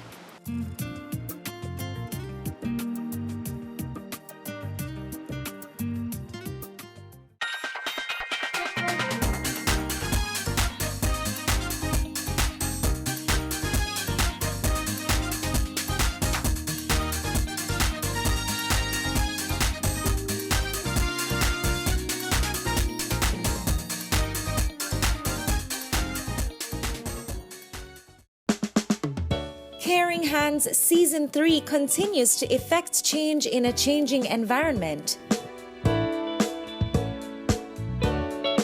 Many of us were raised by grandmothers, right? So, I mean, we know the wisdom that these people have. Going beyond business. The little leaders of today are our leaders of tomorrow. And with the proper education, we'll have very good leadership coming from that. That's Season 3 of Caring Hands, creating change and shaping lives, every Sunday at 5:30 p.m. on Business Access TV. The Good Life, your trusted source for useful health and wellness information, lifestyle tips for the mind, body, and soul.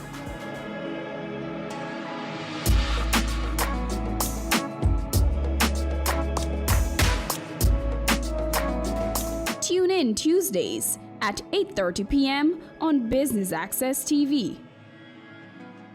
It's season 12, and Wealth Magazine Business Access is here to keep you business savvy.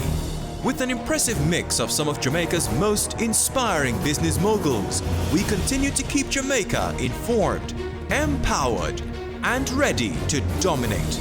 Tune in Sundays at 5 p.m. only on BATV. You're watching Business Access. Business Access. Business Access. Business Access TV. Serious about business.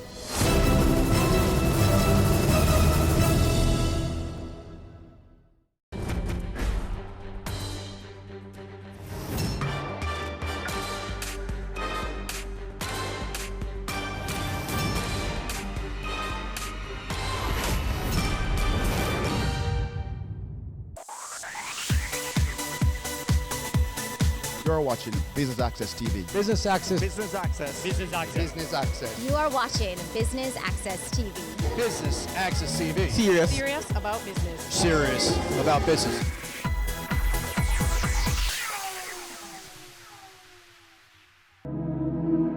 We're here in the little seacoast town of Anota Bay in the parish of St. Mary for the Ministry of Tourism's official opening of Markingstone Beach. Business Access TV brings you highlights from Tourism Minister Edmund Bartlett and other stakeholders. Stay with us.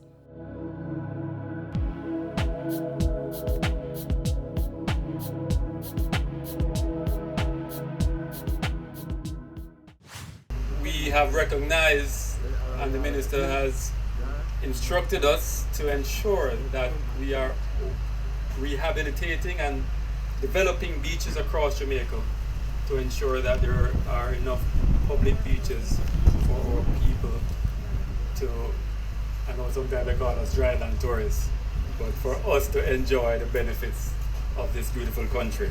Today is a continuation of openings of various tourism developments across St. Mary, and the minister and his entourage have been just coming from Rio Nuevo village, which is quite impressive, and I overheard the minister saying how impressed he was with it. And so it's a message to St. Mary to say, listen, tourism recognizes you and we are here facilitating the development. Now, tourism is one of those industries where it requires partnerships. And so no matter how much we do from the ministry, it requires partnerships with stakeholders, partnerships with municipalities, partnerships with the people to ensure that the standards are maintained and are as high as possible. And we build on the legacy that we have here in Jamaica as one of the best destinations in the world. Well, this transformation here at Marking Stone is one of many that we're doing across the island. You see, tourism is changing quite a bit with the advent of technology that opens up an opportunity for the average Jamaican to actually benefit from tourism. It's not only a case where they need to work inside a hotel or to supply a hotel, they can also benefit from renting out their space. Because Jamaica, thankfully, we've been blessed where anywhere you go in Jamaica, you can find a beach or a river or a waterfall or a mountain. You can have some great experience, and with the natural weather and our natural hospitable culture and so on, we end up pretty much having an industry, a resource that's available to every Jamaican to become a tourism entrepreneur. So how that is enhanced is if all the beaches that are dotted across the island are then developed so that restroom facilities are in place. So one, the environment is protected, but we demonstrate respect and provide that convenience to anybody who uses the beach and so on. So, you know, seating areas, parking spaces, security, lifeguards and so on. And that's what we've done here, and we are doing across Jamaica to open up Jamaica more. It's not only on the north coast, or it's all over Jamaica. We want to make it a case where tourists and the diaspora and Jamaicans are enjoying what we've been blessed with naturally. So that is the purpose of investing in beaches like the Marking Stone Beach and getting the result that we have today.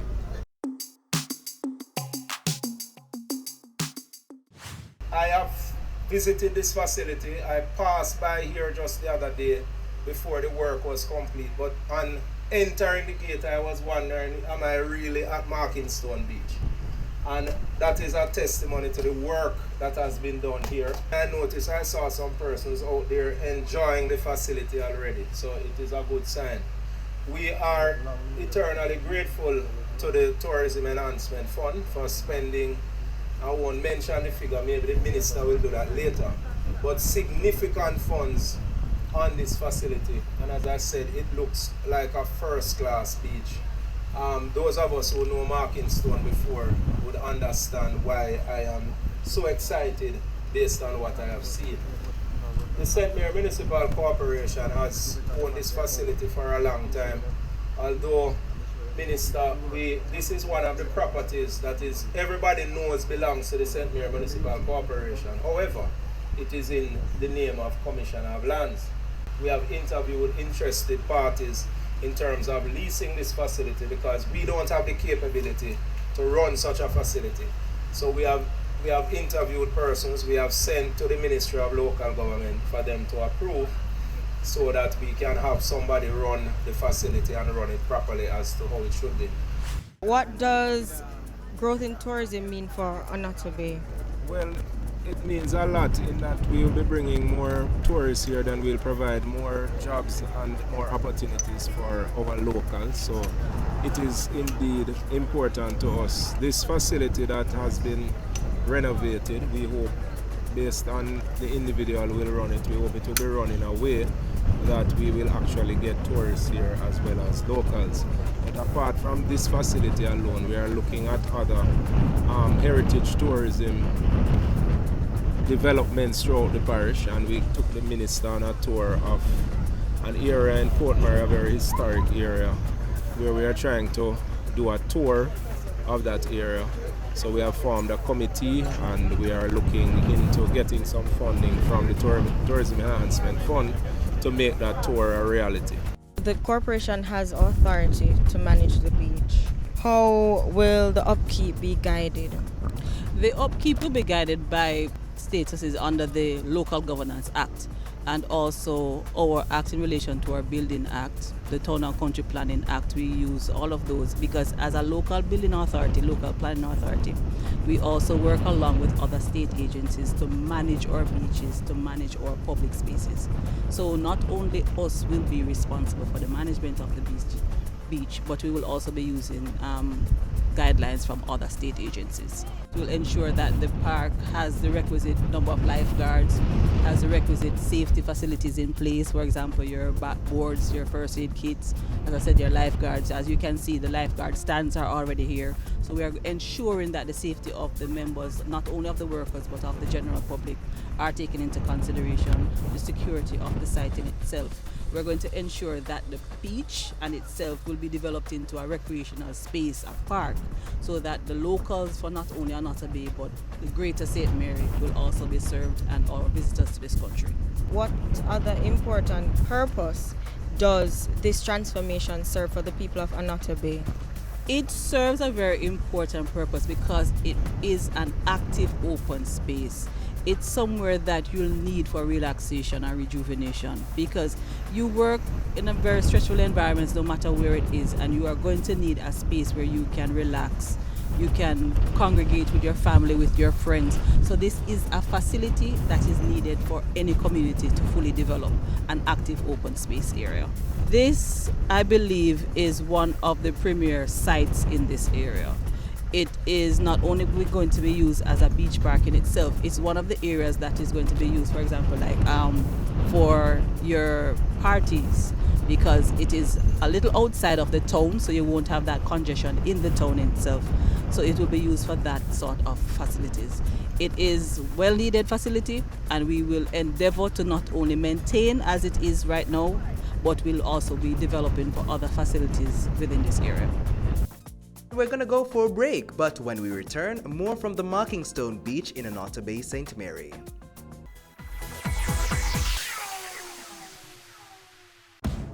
I'm 36. I'm a husband, a manager, and still very good looking. In 2 hours, I have the most important meeting of my life. But first, it's time to play.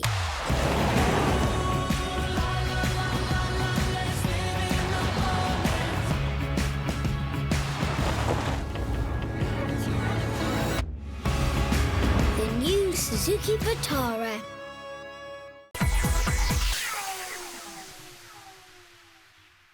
And we're back. Thanks for staying with us for the coverage of the opening of the Marking Stone Beach held in Onoto Bay, St. Mary. Here's more.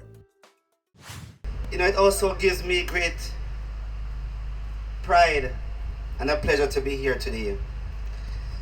And why this is so, I was whispering in the ears of the minister that this beach here has a special place in my heart as well. I can't tell you why.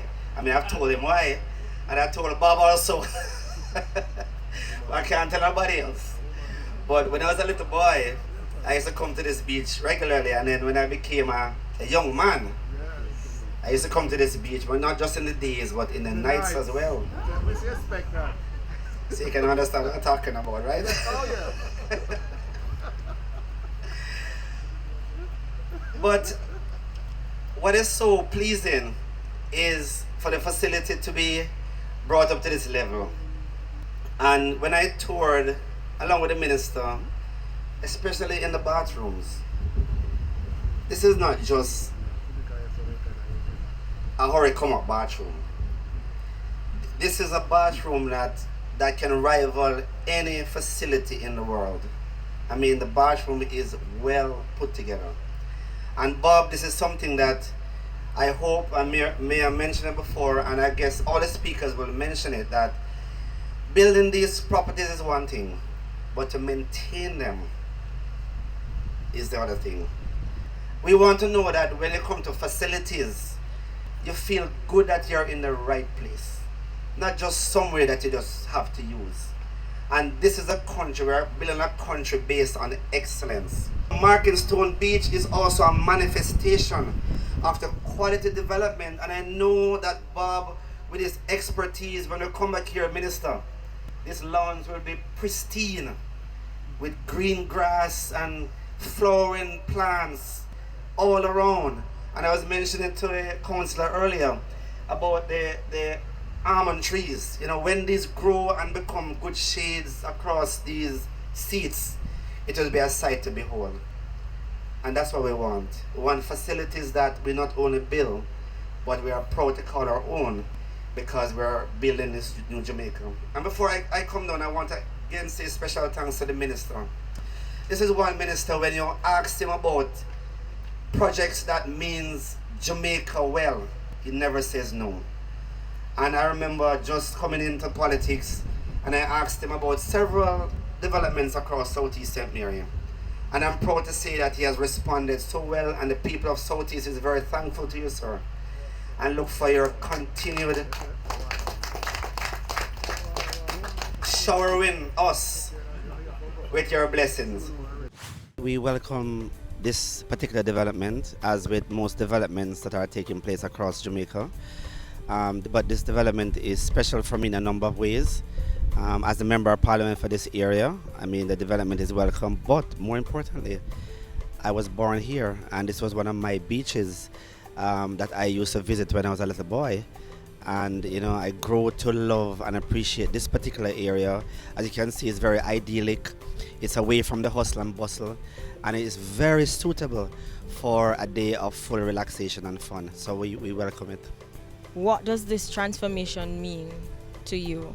No, it means a lot, because what is happening and what has happened to a number of small communities across Jamaica, sometimes the development doesn't pass through or is not evident in those areas. So having something like this now shows that development can come to the local areas, and therefore it's important for us to appreciate this sort of development. And not only that, it might be a catalyst for other developments that will take place in a particular area. As you can see, it sits on the corridor, a major thoroughfare through this constituency. How will you ensure sustainable management of this here beach? Well, one of the things which we are very big on is not just the development of these facilities, but the maintenance of these facilities. And what has happened so far, which is quite remarkable, we have had a number of persons, I get to understand, that were interested in this facility, and they have selected one such individual now who is from the area as well. So this is somebody from the area who not only has a business interest, but has a personal connection to it. So the facility is for us in Anoto Bay.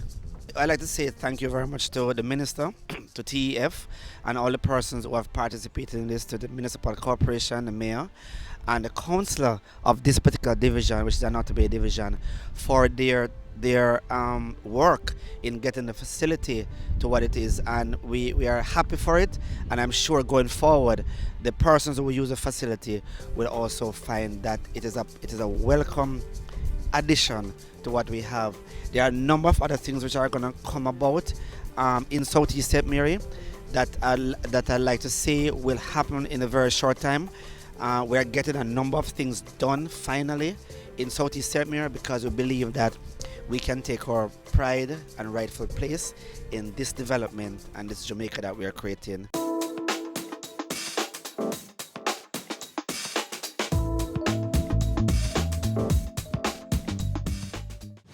I'm therefore pleased to be here today to hand over an upgraded Markingstone Beach to complement your offerings.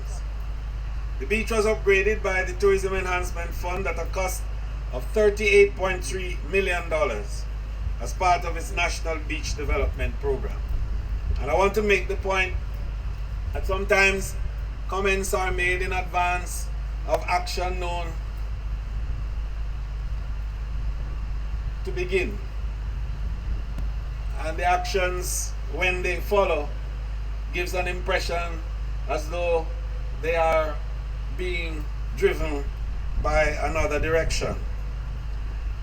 But these series of beaches that we are going to be opening and handing over between now and the end of the year makes the story and tells the tale very well that this represents work done, activities in train, and now work completed and ready to be handed over. So we have done the upgrading here, not on the basis of providing a beach facility, but on the basis of providing a complete entertainment facility and an attraction in its own right. And when you look at what is done here, and you see that we have constructed a guardhouse, 3 gazebos, well-appointed restrooms, and I want you to take note of that. When you finish, go and look in those restrooms. And that's what we're talking about, because it makes no sense to have a wonderful beach and a beautiful facility, nice eating areas, and then afterwards you go to another place. We want you to go to a place equally appointed and well prepared and fit for purpose. We have parking facilities as well as landscaping work, among other significant improvements that you will see. We recognize that beaches are a great resource of tourism. In fact, our scenic beaches attract a large number of domestic and inbound tourists. This is why we have ensured that the TEF has committed to transform one beach in every parish to a quality recreational space. And remember the point I'm making, not to have a nice beach, but a quality recreational space. And it must operate at the highest and best international standards for a country such as ours. And it must be available to residents and visitors alike. So to date, we have spent $104 million for 3 beaches in the overall beach program. And the next one we will open properly is going to be licensed, where we spend $49 million to upgrade.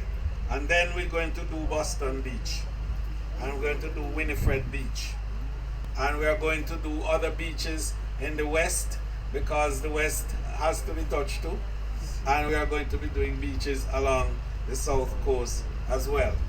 Those of us who have leadership in the political arena have a duty to guide and to lead and to enlighten and to ensure that that higher level of presentation is always kept in sight, and not to be part of any process that will help to lead people to be left out of the mainstream of development because our facilities are substandard.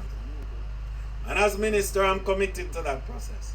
And this ministry will continue through the efforts of the TEF to upgrade and continue to enhance the quality of the Jamaican product, and to ensure that our ordinary Jamaican entrepreneurs, our little man, as we call it, have a nice, decent place to peddle their wares, where they can wash their hands and have proper conveniences, and they can feel and move around with air and space.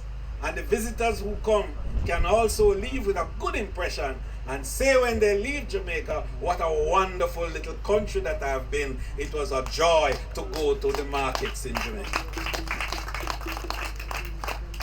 But we know that change is never a linear process, and that change sometimes requires a little bit of hand-holding.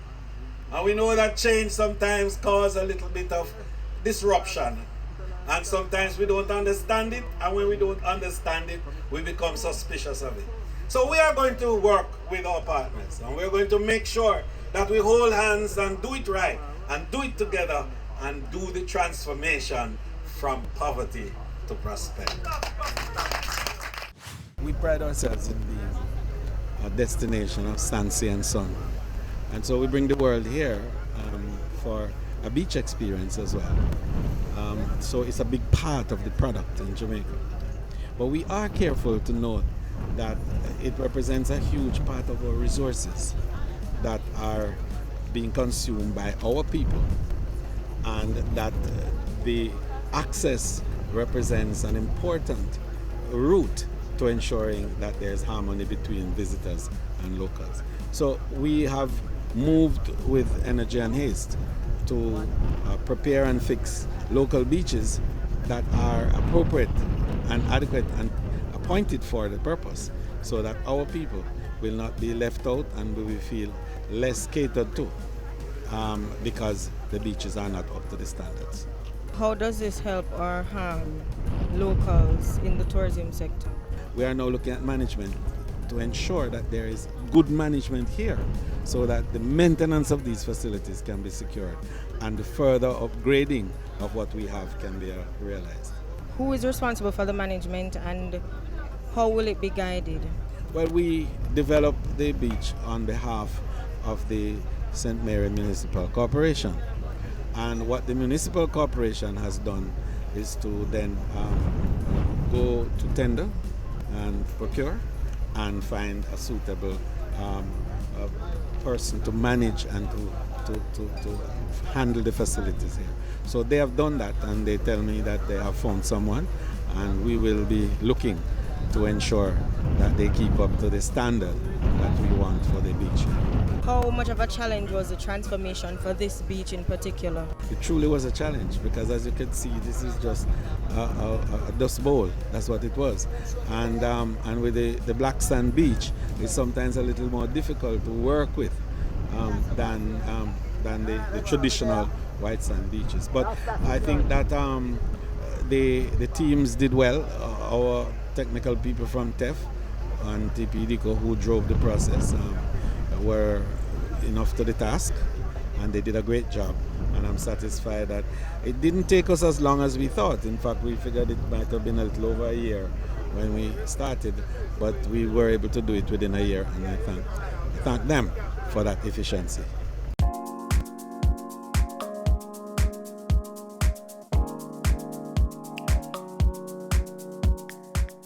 And that brings to a close the official opening of Markingstone Beach here in Anoto Bay, St. Mary. I'm Javon Keys for Business Access TV, serious about business.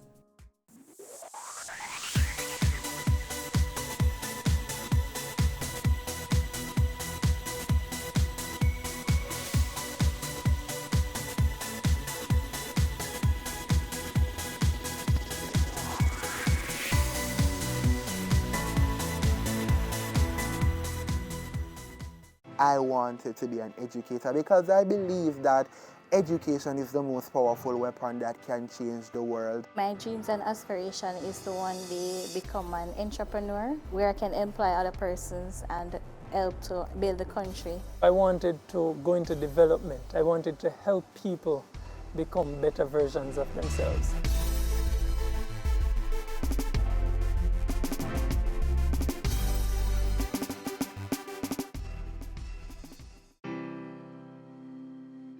Growing up, I saw a lot of violence, I saw a lot of crime, I saw a lot of poverty. The challenges are so many.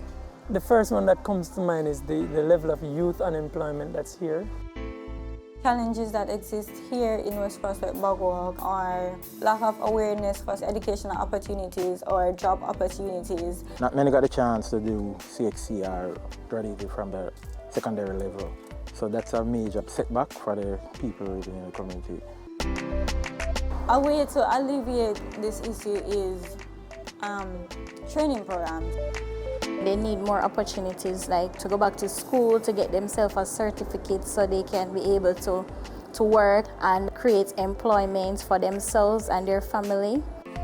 Push more entrepreneurship opportunity, encourage these youths to be creative and innovative in what they do. Give them startup capital to start their business. Invest more in the youth skills and talents. The Poverty Reduction Program is funded by the European Union, and it really is a program that focuses on the most vulnerable type of communities, making communities safer, making citizens more healthy, better access to education. For European Union, investing in youth is an obvious choice. They are the future of the country. If we prepare them well, they will bring the change that Jamaica needs. That's why we invest in scholarships, internship, training in life skills and mentorship. I received a tertiary scholarship from PRP to attend the University of Technology, Jamaica. It meant a lot to me because I realized that somebody else believed in me and somebody saw the potential that I have and somebody believed that I could actually achieve my goal. I benefited by getting firstly an internship, and also they assisted my bachelor's degree financially. But critically, outside of the finances, the persons that were on the project, you know, the motivation that they provided, etc., it really provided a huge boost. This is my third year at the MICO.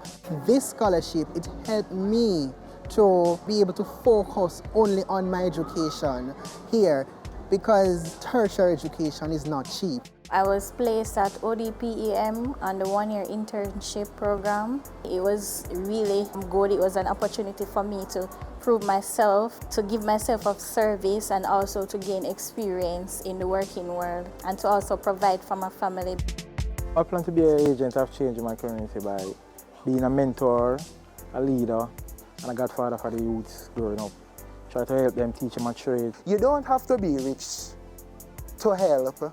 You don't have to achieve greatness to start. I contributed to my basic school by providing them with the necessary resources that they need, that I believe that in the long run, it will have a ripple effect on many, many persons.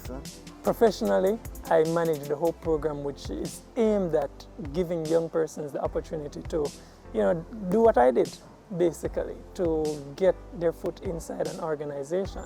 Additionally, I also have a little small business that I try to employ young persons to learn a skill, etc. When you're persistent in life, when you're determined, when you're hungry for success, then you'll be able to accomplish and achieve anything that you want. It has changed hundreds and hundreds of lives. Not just my life, my family lives, my friends' lives, etc. I want to just urge everyone looking on to continue these social programs. These are the solutions to the many ills that we face as a society and as a country and even as a world. So thank you, and I challenge you, continue it. It's needed.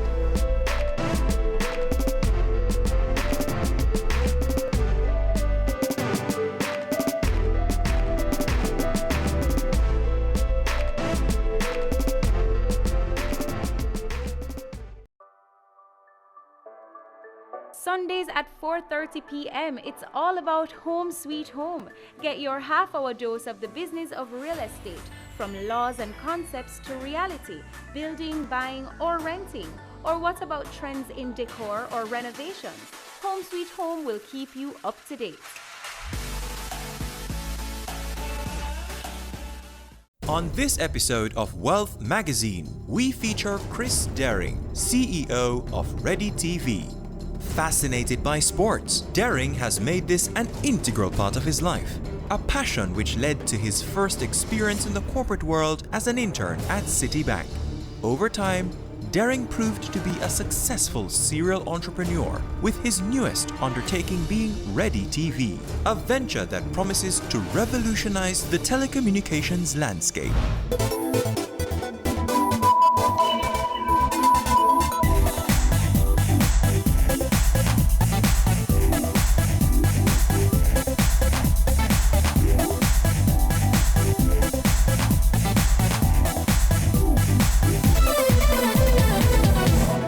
I'm Chris Daring, President and CEO of Ready Communications.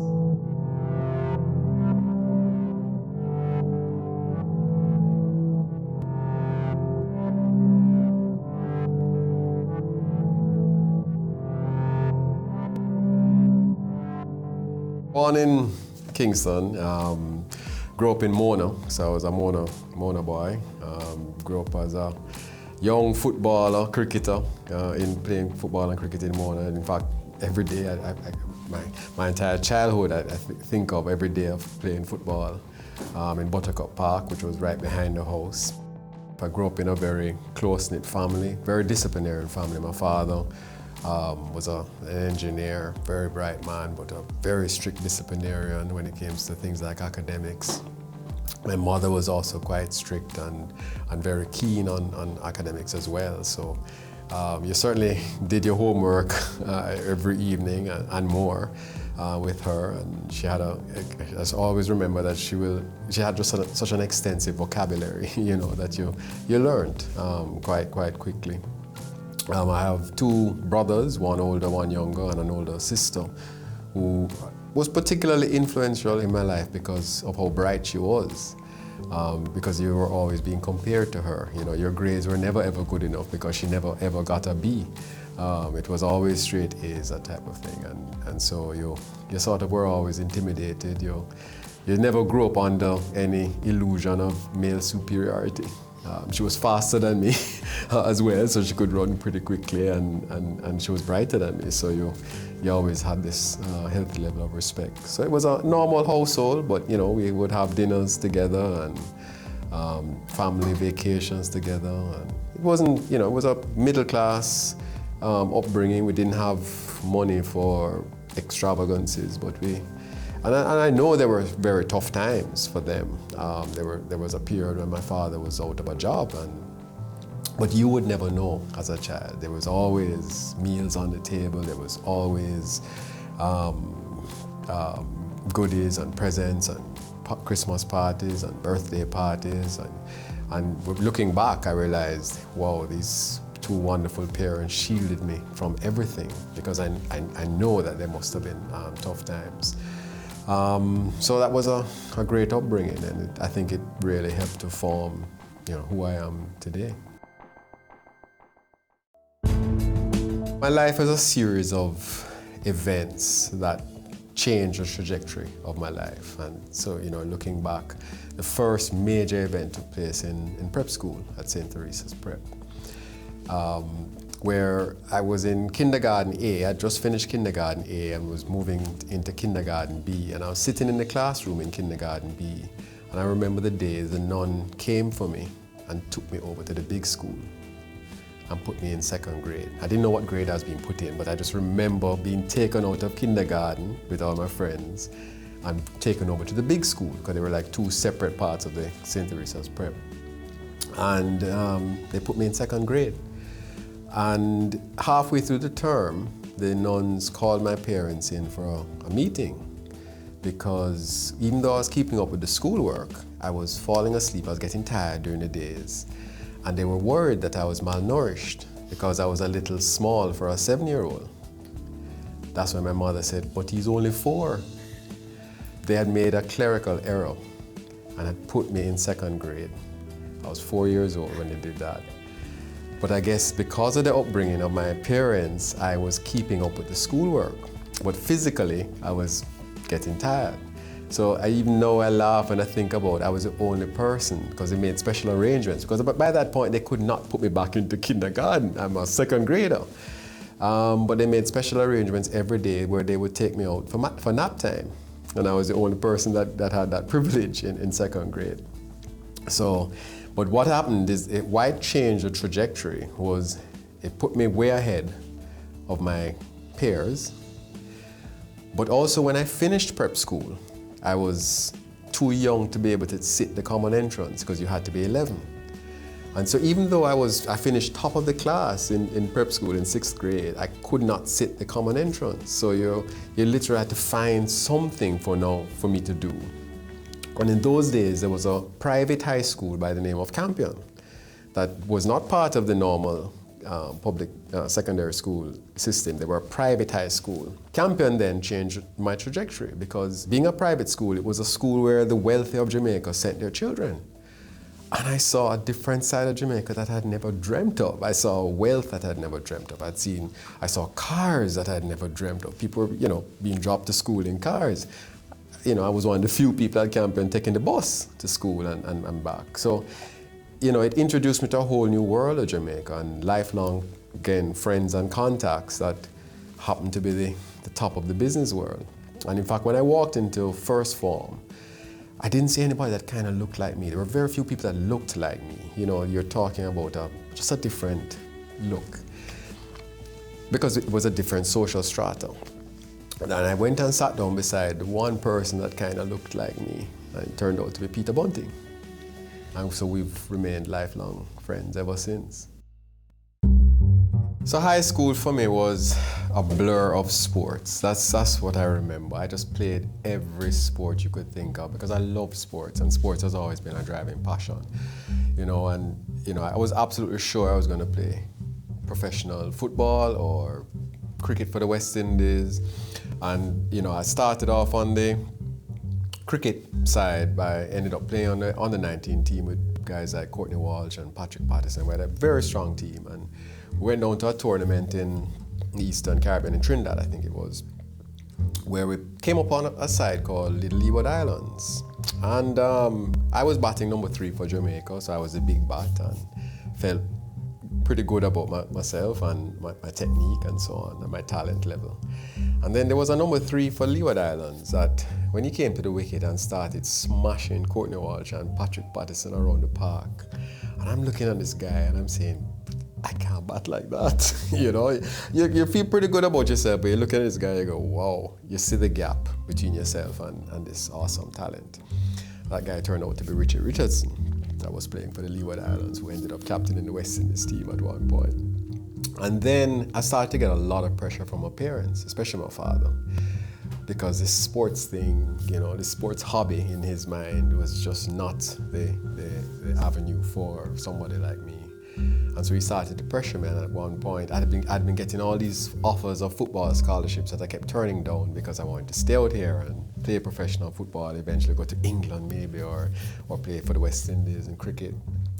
So he eventually gave me an ultimatum. You either take up a football scholarship or he's sending me to military school. So I ended up taking a football scholarship to West Virginia Wesleyan. Came back from West Virginia to Jamaica thinking, well, I now have it made. I have a degree in marketing and economics. I'm gonna go get a job and start my corporate career. But I was in for a rude awakening because Jamaica, like everywhere else in the world, it's who you know and contacts and family connection. So I ended up writing over 100 letters and sending out applications to over 100 companies in Jamaica. I did not get a single interview.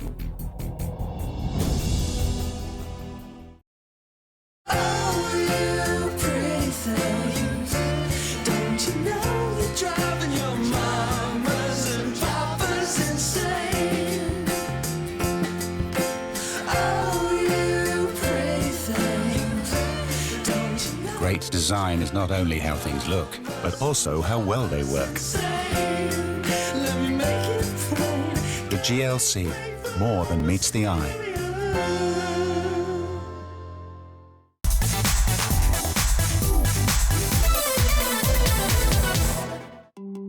So I ended up writing over 100 letters and sending out applications to over 100 companies in Jamaica.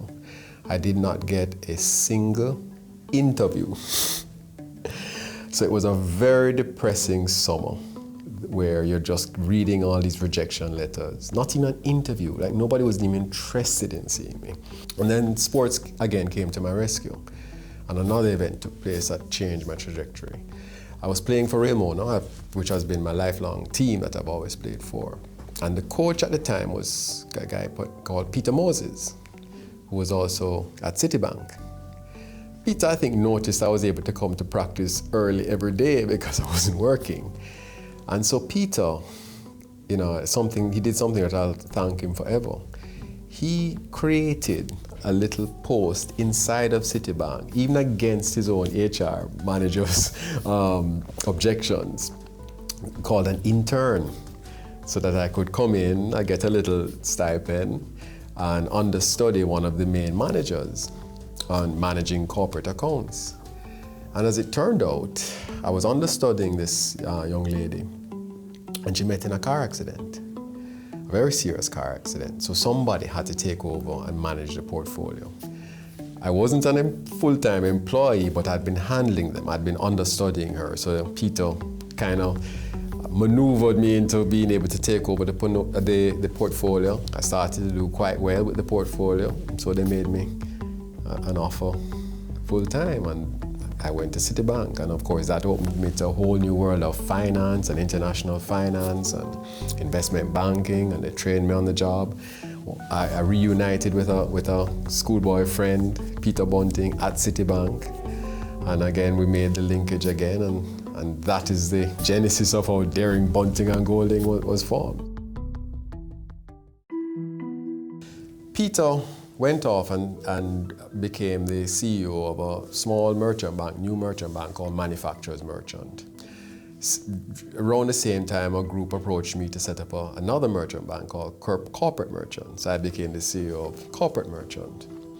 There was a young attorney who was in fact not even a full-time attorney yet. He was still studying law at Oxford. But he was also a Campionite who we were all friends with. I used to play cricket with him, called Mark Golding. And Mark was just so bright that both Peter and I used to use him to structure any complex transactions whilst he was a student in law school. He was so bright.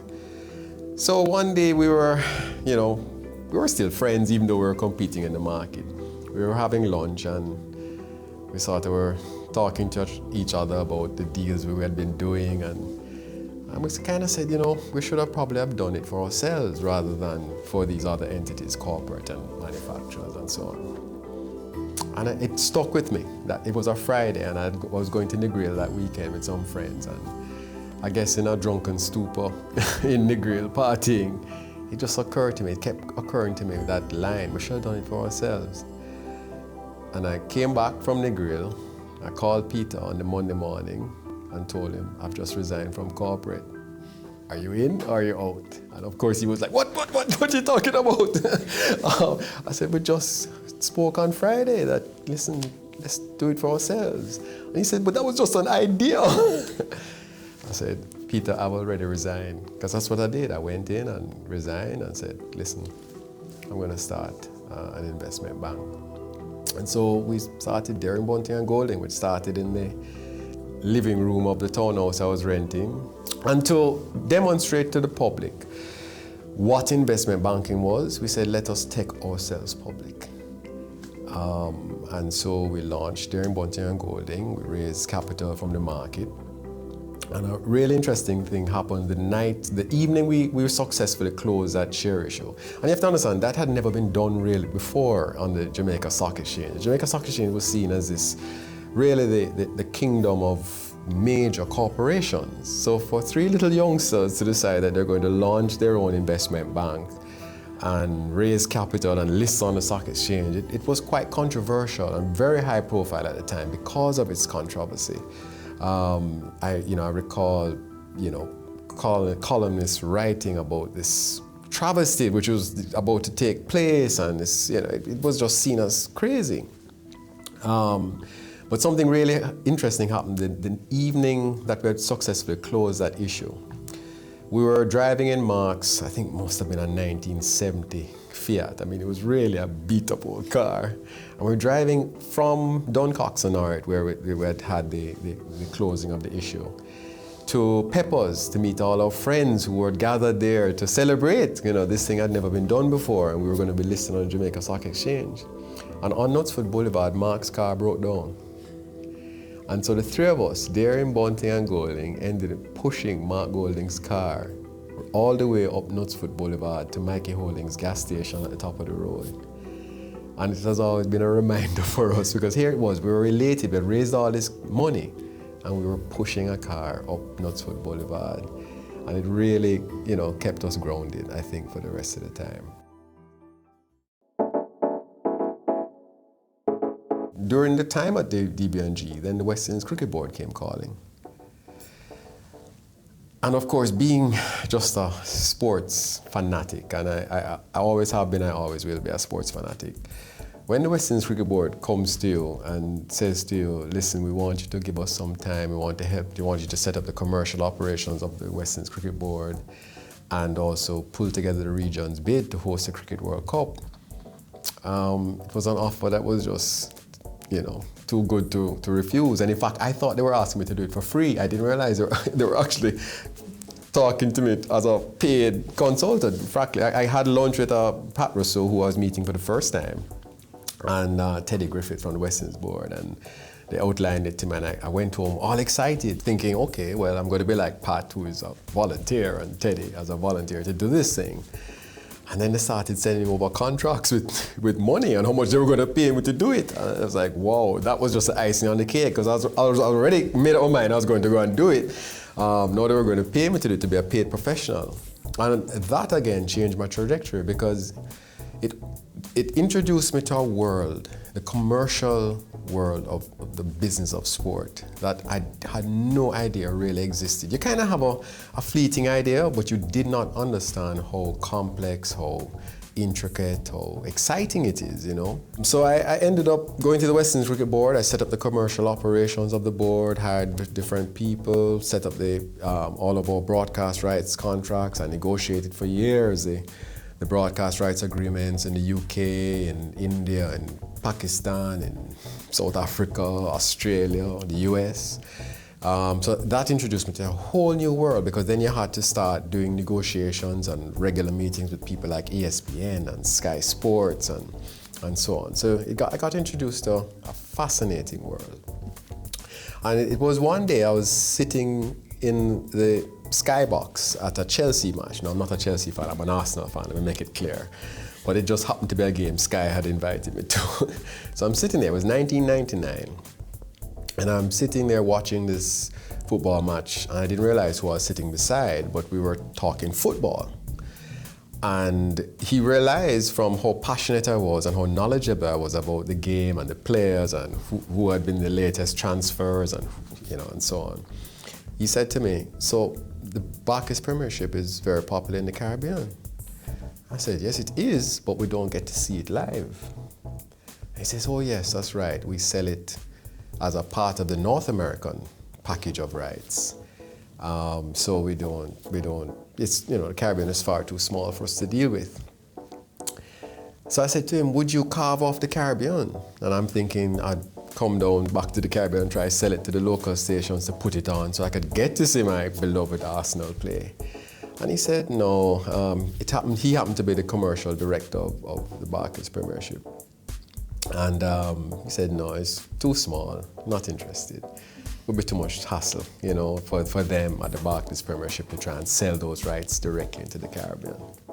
So, you know, I didn't press it. You know, we watched football, we chatted football and had a great time. And then at halftime, we were having dinner. And he says to me, tell me something, do you know Courtney Walsh?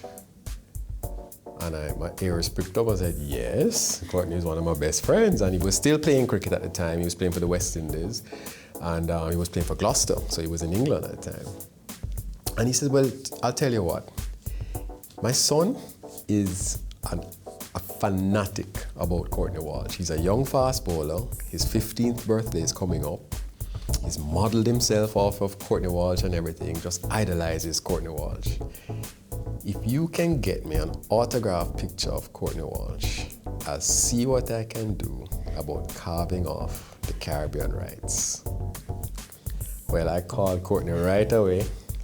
Courtney took him out to lunch, him and his son out to lunch, had a training session with the kid, and that was the genesis of Sportsmax. He carved off the Caribbean Barclays Premiership rights for me. We bought it at a steal, virtually nothing, and we said, okay, what to do? I took it to the 2 stations that I knew of in Jamaica and a couple of stations in Trinidad. Nobody was interested in showing the Barclays Premier League.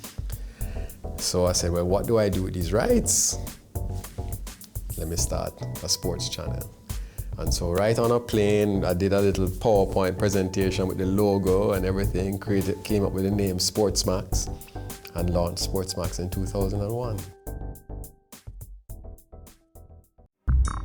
Cable and Wireless had fallen on pretty hard times. They were being decimated by the competition, and I think that's what attracted me the most. To get into an industry that I was already familiar with through the sports rights, and turn around a company. One of the first things we were able to do is to turn around the market in terms of its own mobile market share, which had been down in the doldrums, and turn around the brand. So that was an exciting opportunity. For us to have such a significant portion of the population not being exposed to all of this information really holds us back.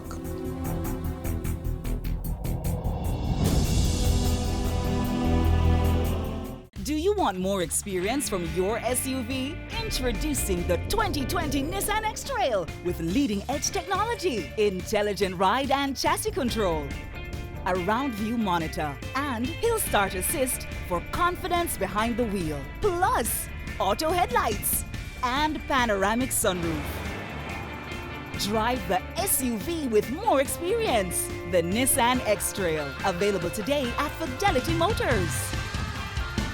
They say it takes a village to raise a child, but the world will one day need the leadership of that child. The time you spend with your child matters. It stimulates their minds and shapes the way they act. Talk with your children. Help them to better understand the world around them and to value what is truly precious. Above all, the most valuable gift you can give them is love. Play, talk, teach, love. Take the time. It makes all the difference. A message from the Parenting Helpline and Ad Council Jamaica.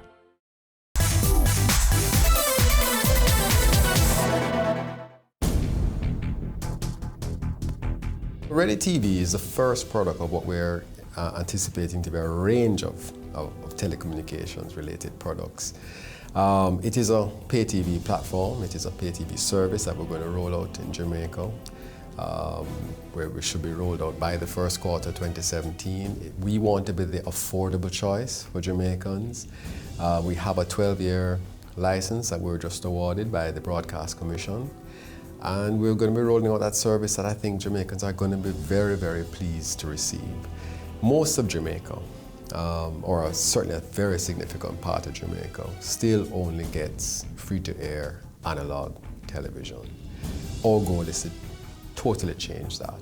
Cable television or pay TV and the programming and information of pay TV is still the most important, ubiquitous way of sharing information and education. So for us to have such a significant portion of the population not being exposed to all of this information really holds us back. It is the starter pack for broadband.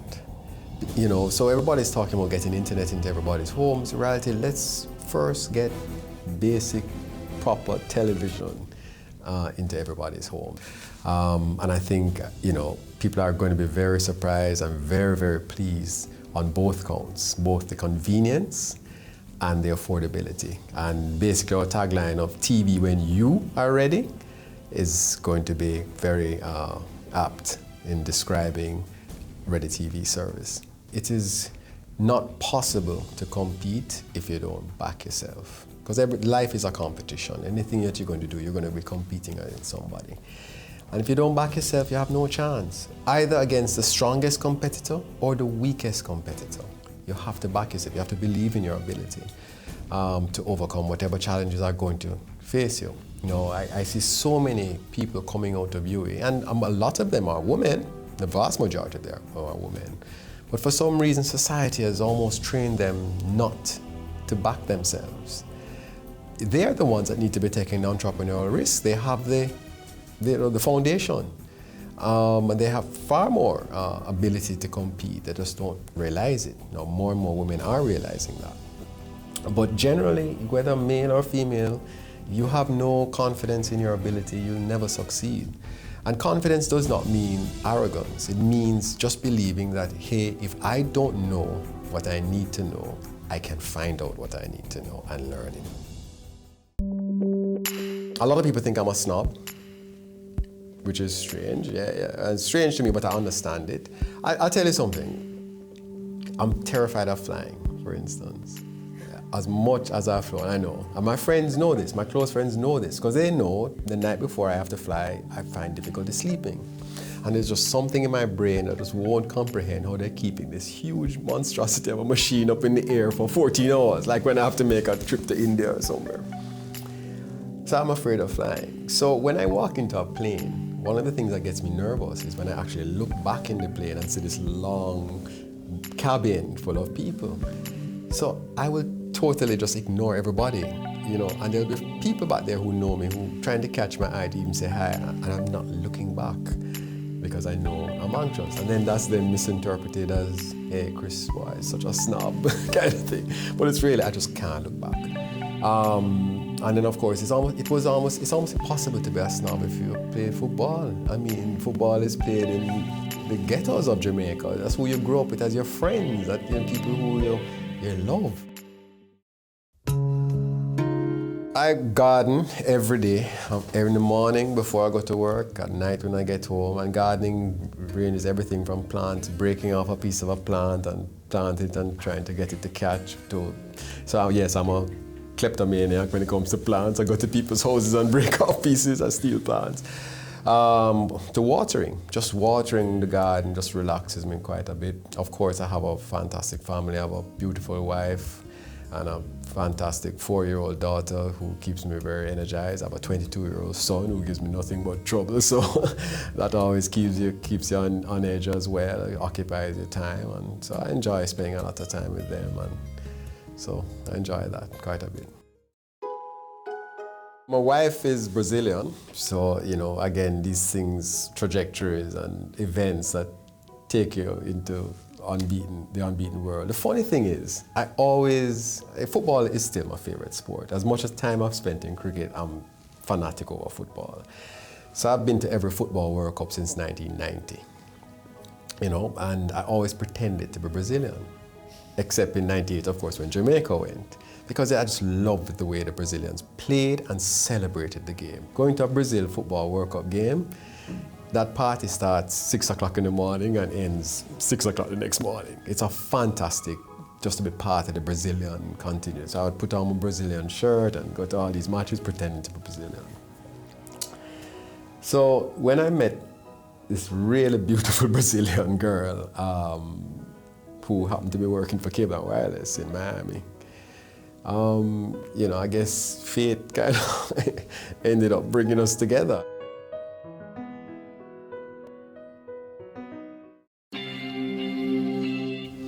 Wealth is being able to enjoy your life, and so it doesn't mean that you have a lot of money. It means that you're satisfied with the money you have and enjoy it to ensure that you have a quality of life that for you and your family that you want to enjoy. And I certainly feel wealthy because I have incredible friends that I have a great time with. I have an incredible family that I have a good time with, and we're able to put food on the table and put people through college, and you know, so I feel wealthy because of that.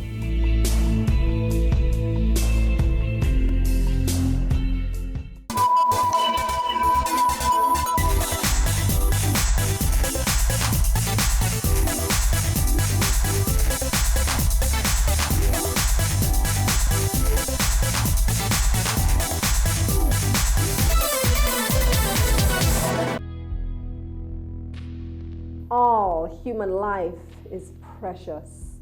Respect life. No more senseless killings. No more.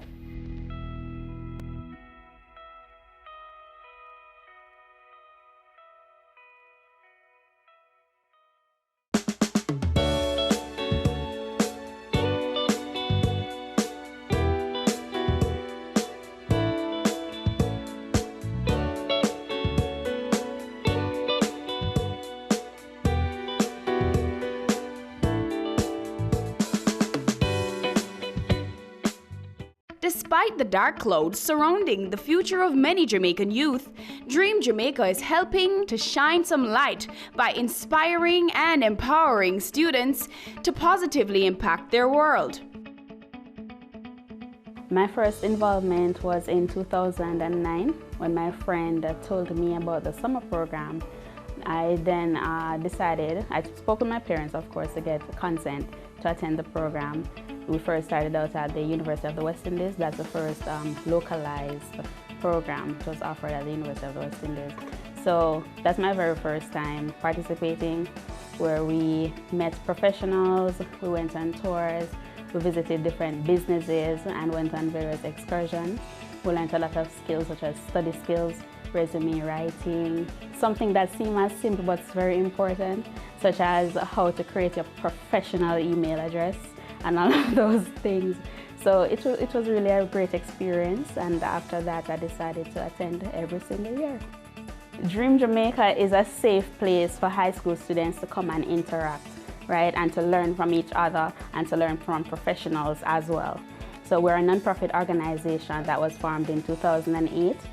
Our mission is to provide mentoring relationships with students, along with educational and professional opportunities that will inspire and empower high school students to achieve their dreams, accomplish their goals, and to positively impact on their communities through service learning projects. So our program involves year-round mentoring as well as our quarterly community service projects. We also have a webinar series, and in the summer we have various programs that we offer to our students, such as the exploration program, that's for first and second farmers.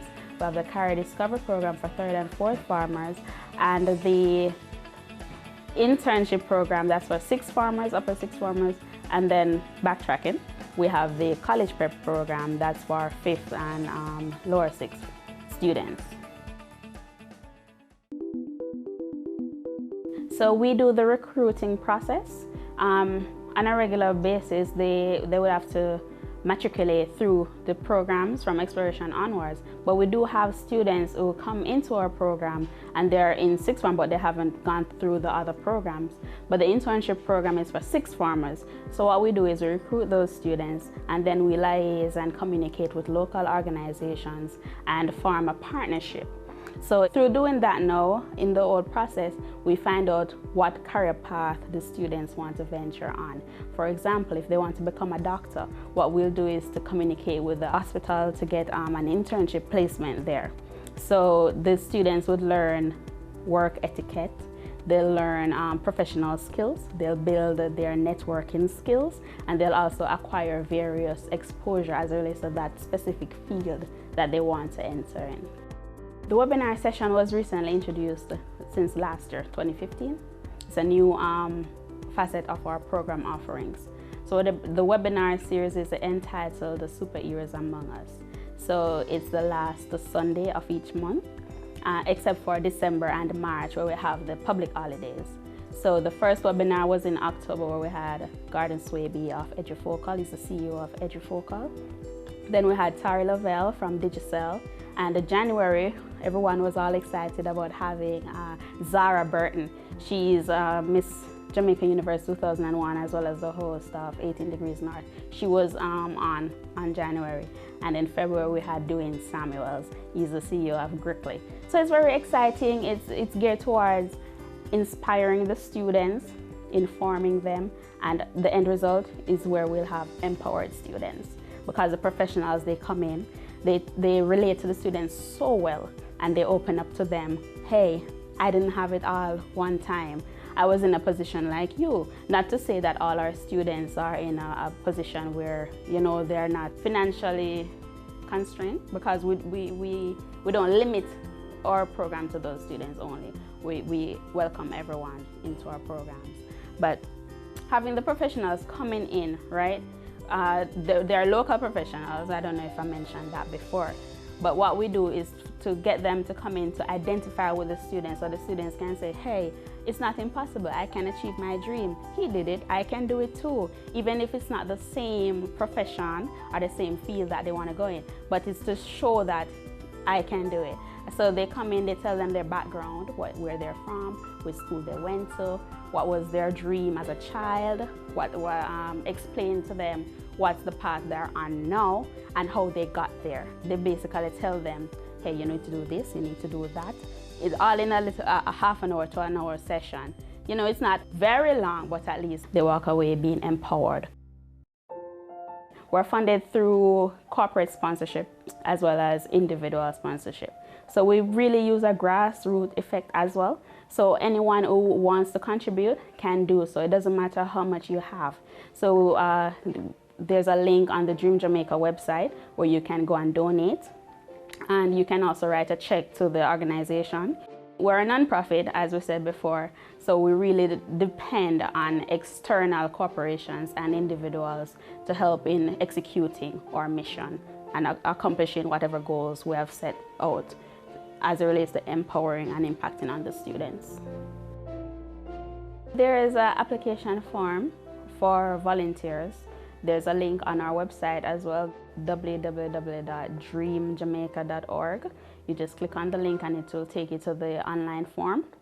You'd have to provide of course, your personal information, a little bit of background about yourself.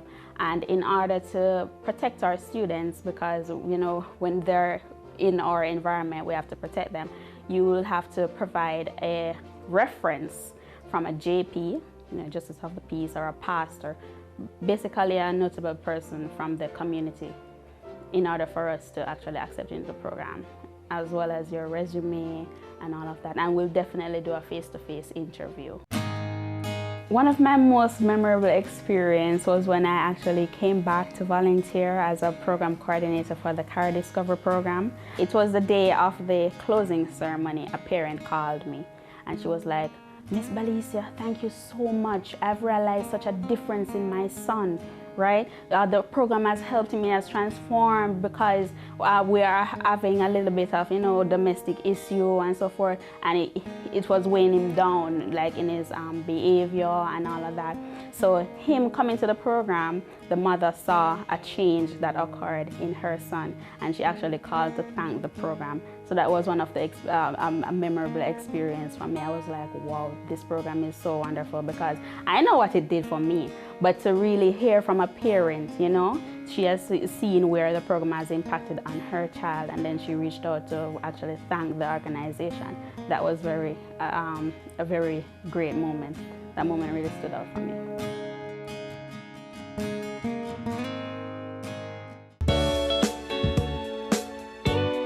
Coming up on Caring Hands.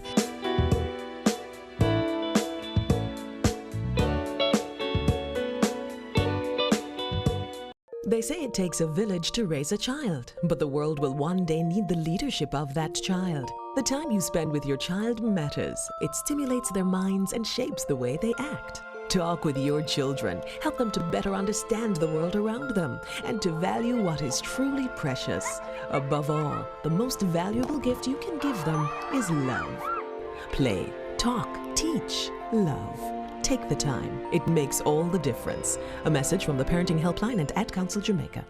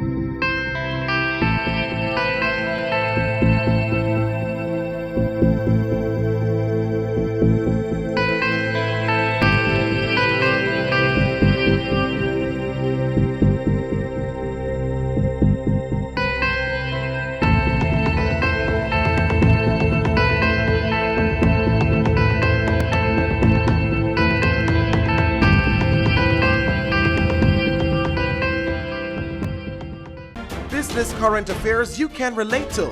Frank, credible discussion. On Point with Kalila Reynolds and Dennis Chung.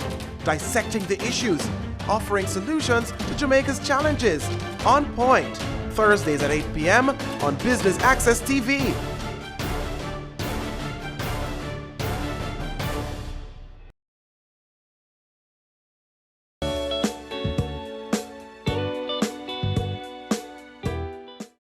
Each Each Dream Jamaican participant who successfully completes the summer program leaves having explored their passion, developed a portfolio of high school successes, and embarked on a path towards achieving their goals in life.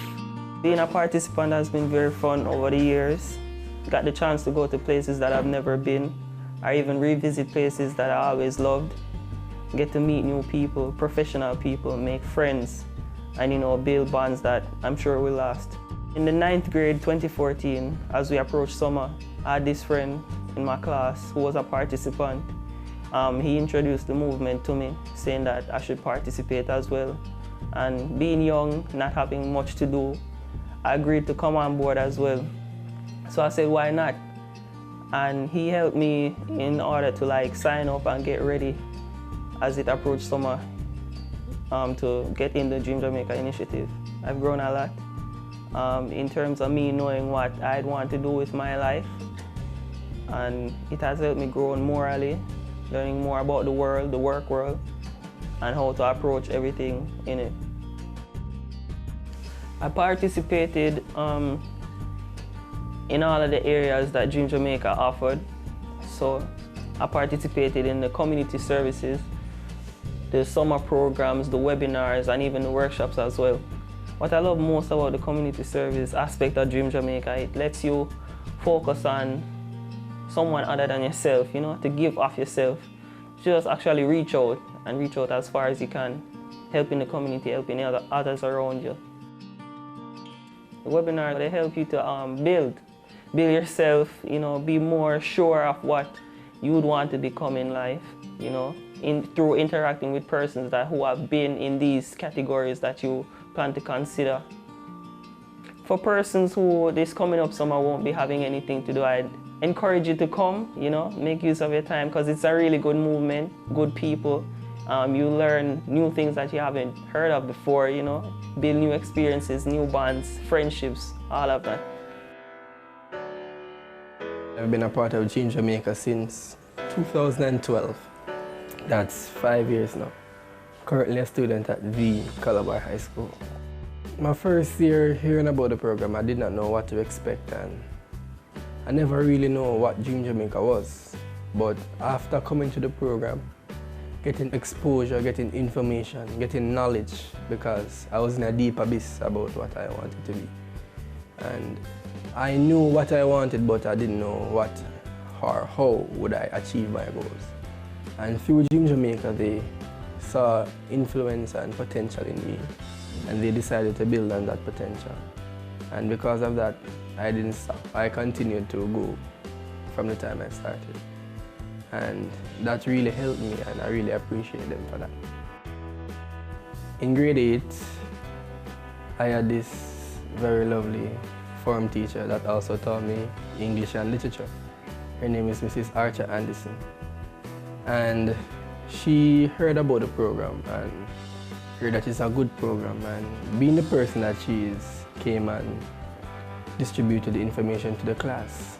Now, not many persons were interested, but I was interested, and me and about 6 others went there and got the information, and that is how we signed up, and from we have started, we haven't stopped. Shamil, who is the founder of Dream Jamaica, is a past student of St. Jago High School, which I'm also a past student. So when I was in 3rd form, she came to drop off some items in regards to giving back to the labs and stuff. You're a past student, you want to give back to your school kind of thing. And she came to devotion, and they did devotion, and she introduced herself. And when she was telling me personally on the sideline, she said, she looked at us and said, we lacked a dream. So I was like, okay. And then now she said to us, write your name, your aspiration, and your contact information on a piece of paper, and say, we'll contact you in regards to anything that will come up. And within a couple of weeks, I got a call from her saying that, would you like to go to Los Angeles to an aviation camp? So she called and said, I was like, what? You serious? How much is it going to cost? And she was like, don't worry about the money. So I was like, okay. And then in no time, I was in Los Angeles flying planes for a week. In Dream Jamaica, another exercise really was that we had to do voluntary work, whether it's our beach cleanups, annual beach cleanups at Port Royal, or we go to our children's home to feed the less fortunate. There are other different activities that was done in regards to volunteerism. And even just being on the team to know that you're volunteering, your fulfillment is know that you're making lives better in the end.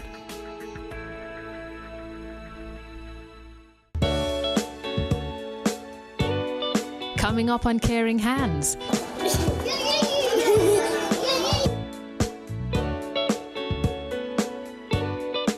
It's season 12, and Wealth Magazine Business Access is here to keep you business savvy.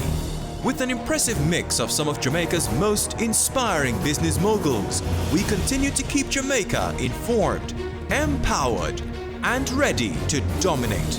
Tune in Sundays at 5 p.m. only on BATV. You're watching Business Access. Business Access. Business Access. Business Access TV. Serious about business.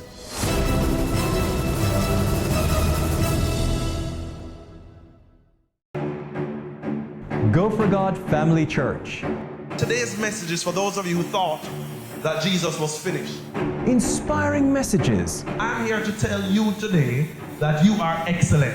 God is excellent. Empowerment from biblical motivation. To be glorified means to endow with authority. A woman is a powerful, creative being. Join Pastor Christopher Morgan and the Go for God team as we go for God.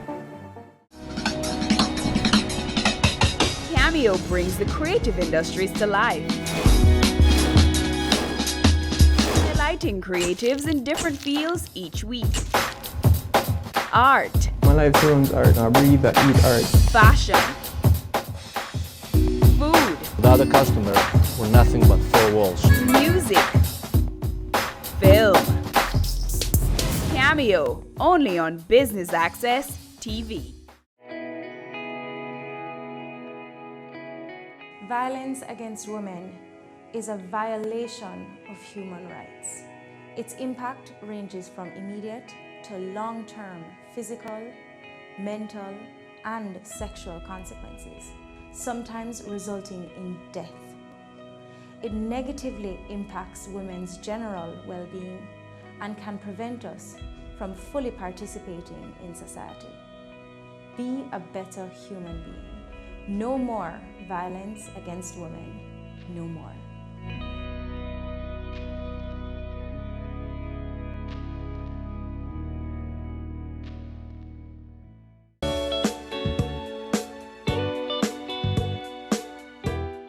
The Dream Jamaica team recently completed their community projects, which showed them giving back to the community.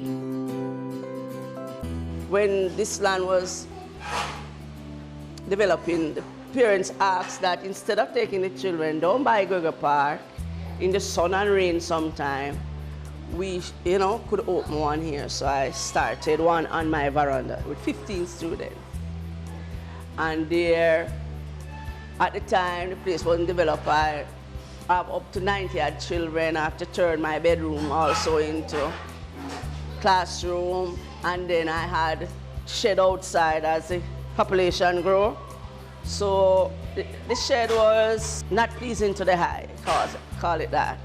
And one day a worker from SDC was passing and here the children and stopped and asked if this is a school. And I told her yes, and she said, you can get help from JSIF. And so I attend a meeting and apply, and then the school was built. It was completed in 2002. My teachers are well trained because grade 5 teacher, she have her diploma in primary education, and she's also trained at art early childhood. She's seeking about going into her first degree come September. She's here with me she just leave high school, and she take time, went to Michael. She went to Michael, got her diploma, and the other teachers have 2 more. This teacher here, class 2, and one in class 1, hoping to go to Michael this coming year. Where the school is situated, it is well protected around. From the school built, we don't have any break-in and things, so you know, the community respect the school. And I'm glad about that, and the children, they are well protected until they are picked up by their parents. And they have trained teachers and volunteers coming to help them. You saw some ladies in blue, they are from art.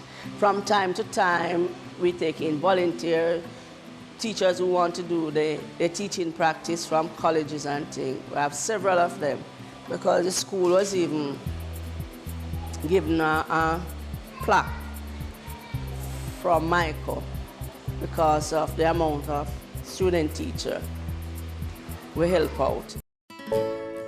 One of my past students is Christopher Reed. He used to attend this school. He's now attending Calabar. He is in 6th form, I think, in lower 6. And he came to me one day and told me that his club that he is in want to do a project. And he was thinking of his basic school. So I told him, yeah, man, anything. And then he get back to me and said they are thinking of painting the school, but they were thinking of outside. But on the day that they came, they said the school is small, so they think that they could do both in and out. So they, you know, they started.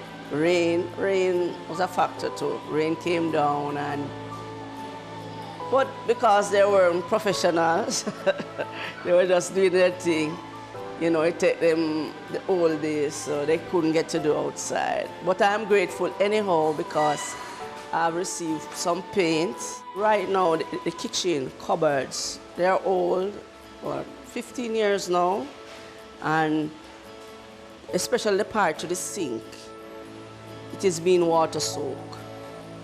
And, you know, it's going apart. I mean to see the little shells dropping down. And I'm supposed to, it is required from early childhood that we have a 3rd sink. So, you know, if I could get the kitchen rehabilitated, I would be glad. We're thinking of adding on another classroom down the back there for both storage because we need storage area too. So that the next building that we're adding on would use it as an extra curriculum classroom with storage area. I want to say to Dream Jamaica that they should continue nurturing the youth and turning them into responsible citizens and, you know, assets to the country that will help us in the long run and continue doing the good work. It's not just an organization, but I refer to Dream Jamaica as a Dream Jamaica family. You know, the word family, it provides a comfort. You're comfortable here, you feel welcome, it's warm, you're built. You know, when you're in a relationship or so forth, that helps you to grow and it helps to nurture you. And you feel a part of that entity that builds people. You know, there's no way you can walk away from that. Everyone wants to grow. Everyone wants to feel accepted. Everyone wants to feel as if, hey, I can accomplish something. You want to be around persons that are positive and that will give you motivational talks. You know, tell you that, hey, don't you think that you can't do that? You can. If you put your mind to it, you can. You want to be around persons like that, right? And the Dream Jamaica family, they really do that. They really do.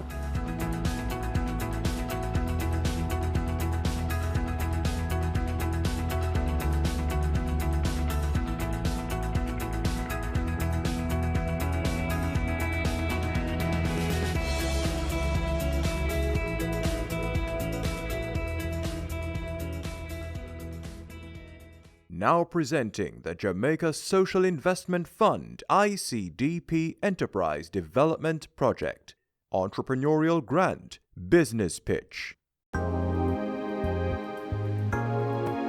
This project is a $100 million grant that's seeking to target 50 small and micro business enterprises and give them training, capacity development, equipment, permits and license towards the development and the viability of their business. We have made a call for proposal in March of this year for entrepreneurs to submit for the opportunity to receive a grant between $1 and $5 million. We received more than 500 applications, and so we have now shortlisted them to 100. So we've invited that top 100 applicants here today, and they're going to have to pitch their business idea to a panel, and of the 100, 50 will actually transpire and win the opportunity for the grants. One of the primary objectives of what we're doing here is employment. We want the business to be able to sustain not only the principals as the owners, but we also want the business to be able to employ at least 2 people.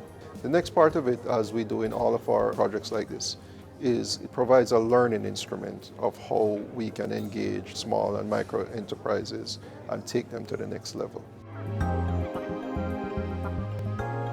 Why we're doing this rigorous process, because we want to identify the best potential entrepreneurs for this project.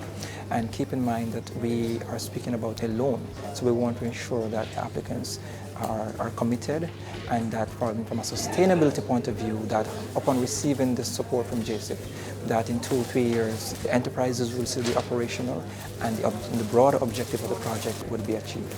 Once we have now equipped them and they should be ready to start the production line going, we'll then have a mentorship component.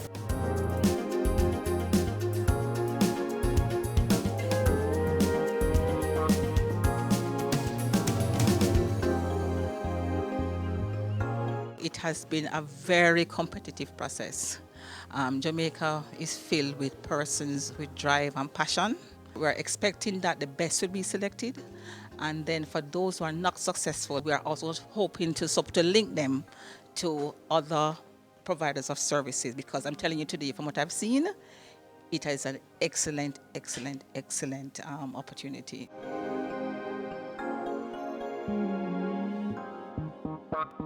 It's worthy of note that many persons coming here today already have some kind of semblance of a business, but they need the additional support to move that business to the other level, as well as some persons that are coming with those proposals to start from scratch. On behalf of the JSIF, we want to really thank the DBJ and other partners from UWI who came to be part of the panel, and just to remind you that the JSIF is here and we're investing for community development.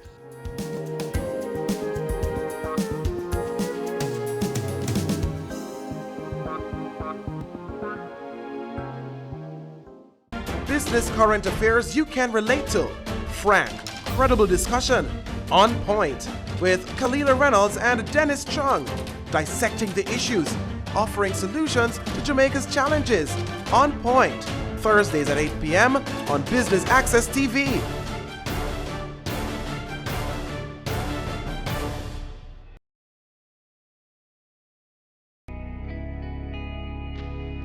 Our women are the backbone of our society. They deserve to be protected and respected. Domestic violence is not okay. Speak up and speak out. No more violence against women. Your business matters. Business Access TV offers you the most innovative and effective advertising solution for your business, specializing in B2B sales, cost-effective solutions, the customers you want, the repetition you need. No matter the size and nature of your company, your business matters. Call us at 876-618-2870 or email us at sales@batvja.com. Business Access TV, serious about business. We are back with another exciting, innovative, and inspiring season. It takes a lot of stick-to-itiveness, being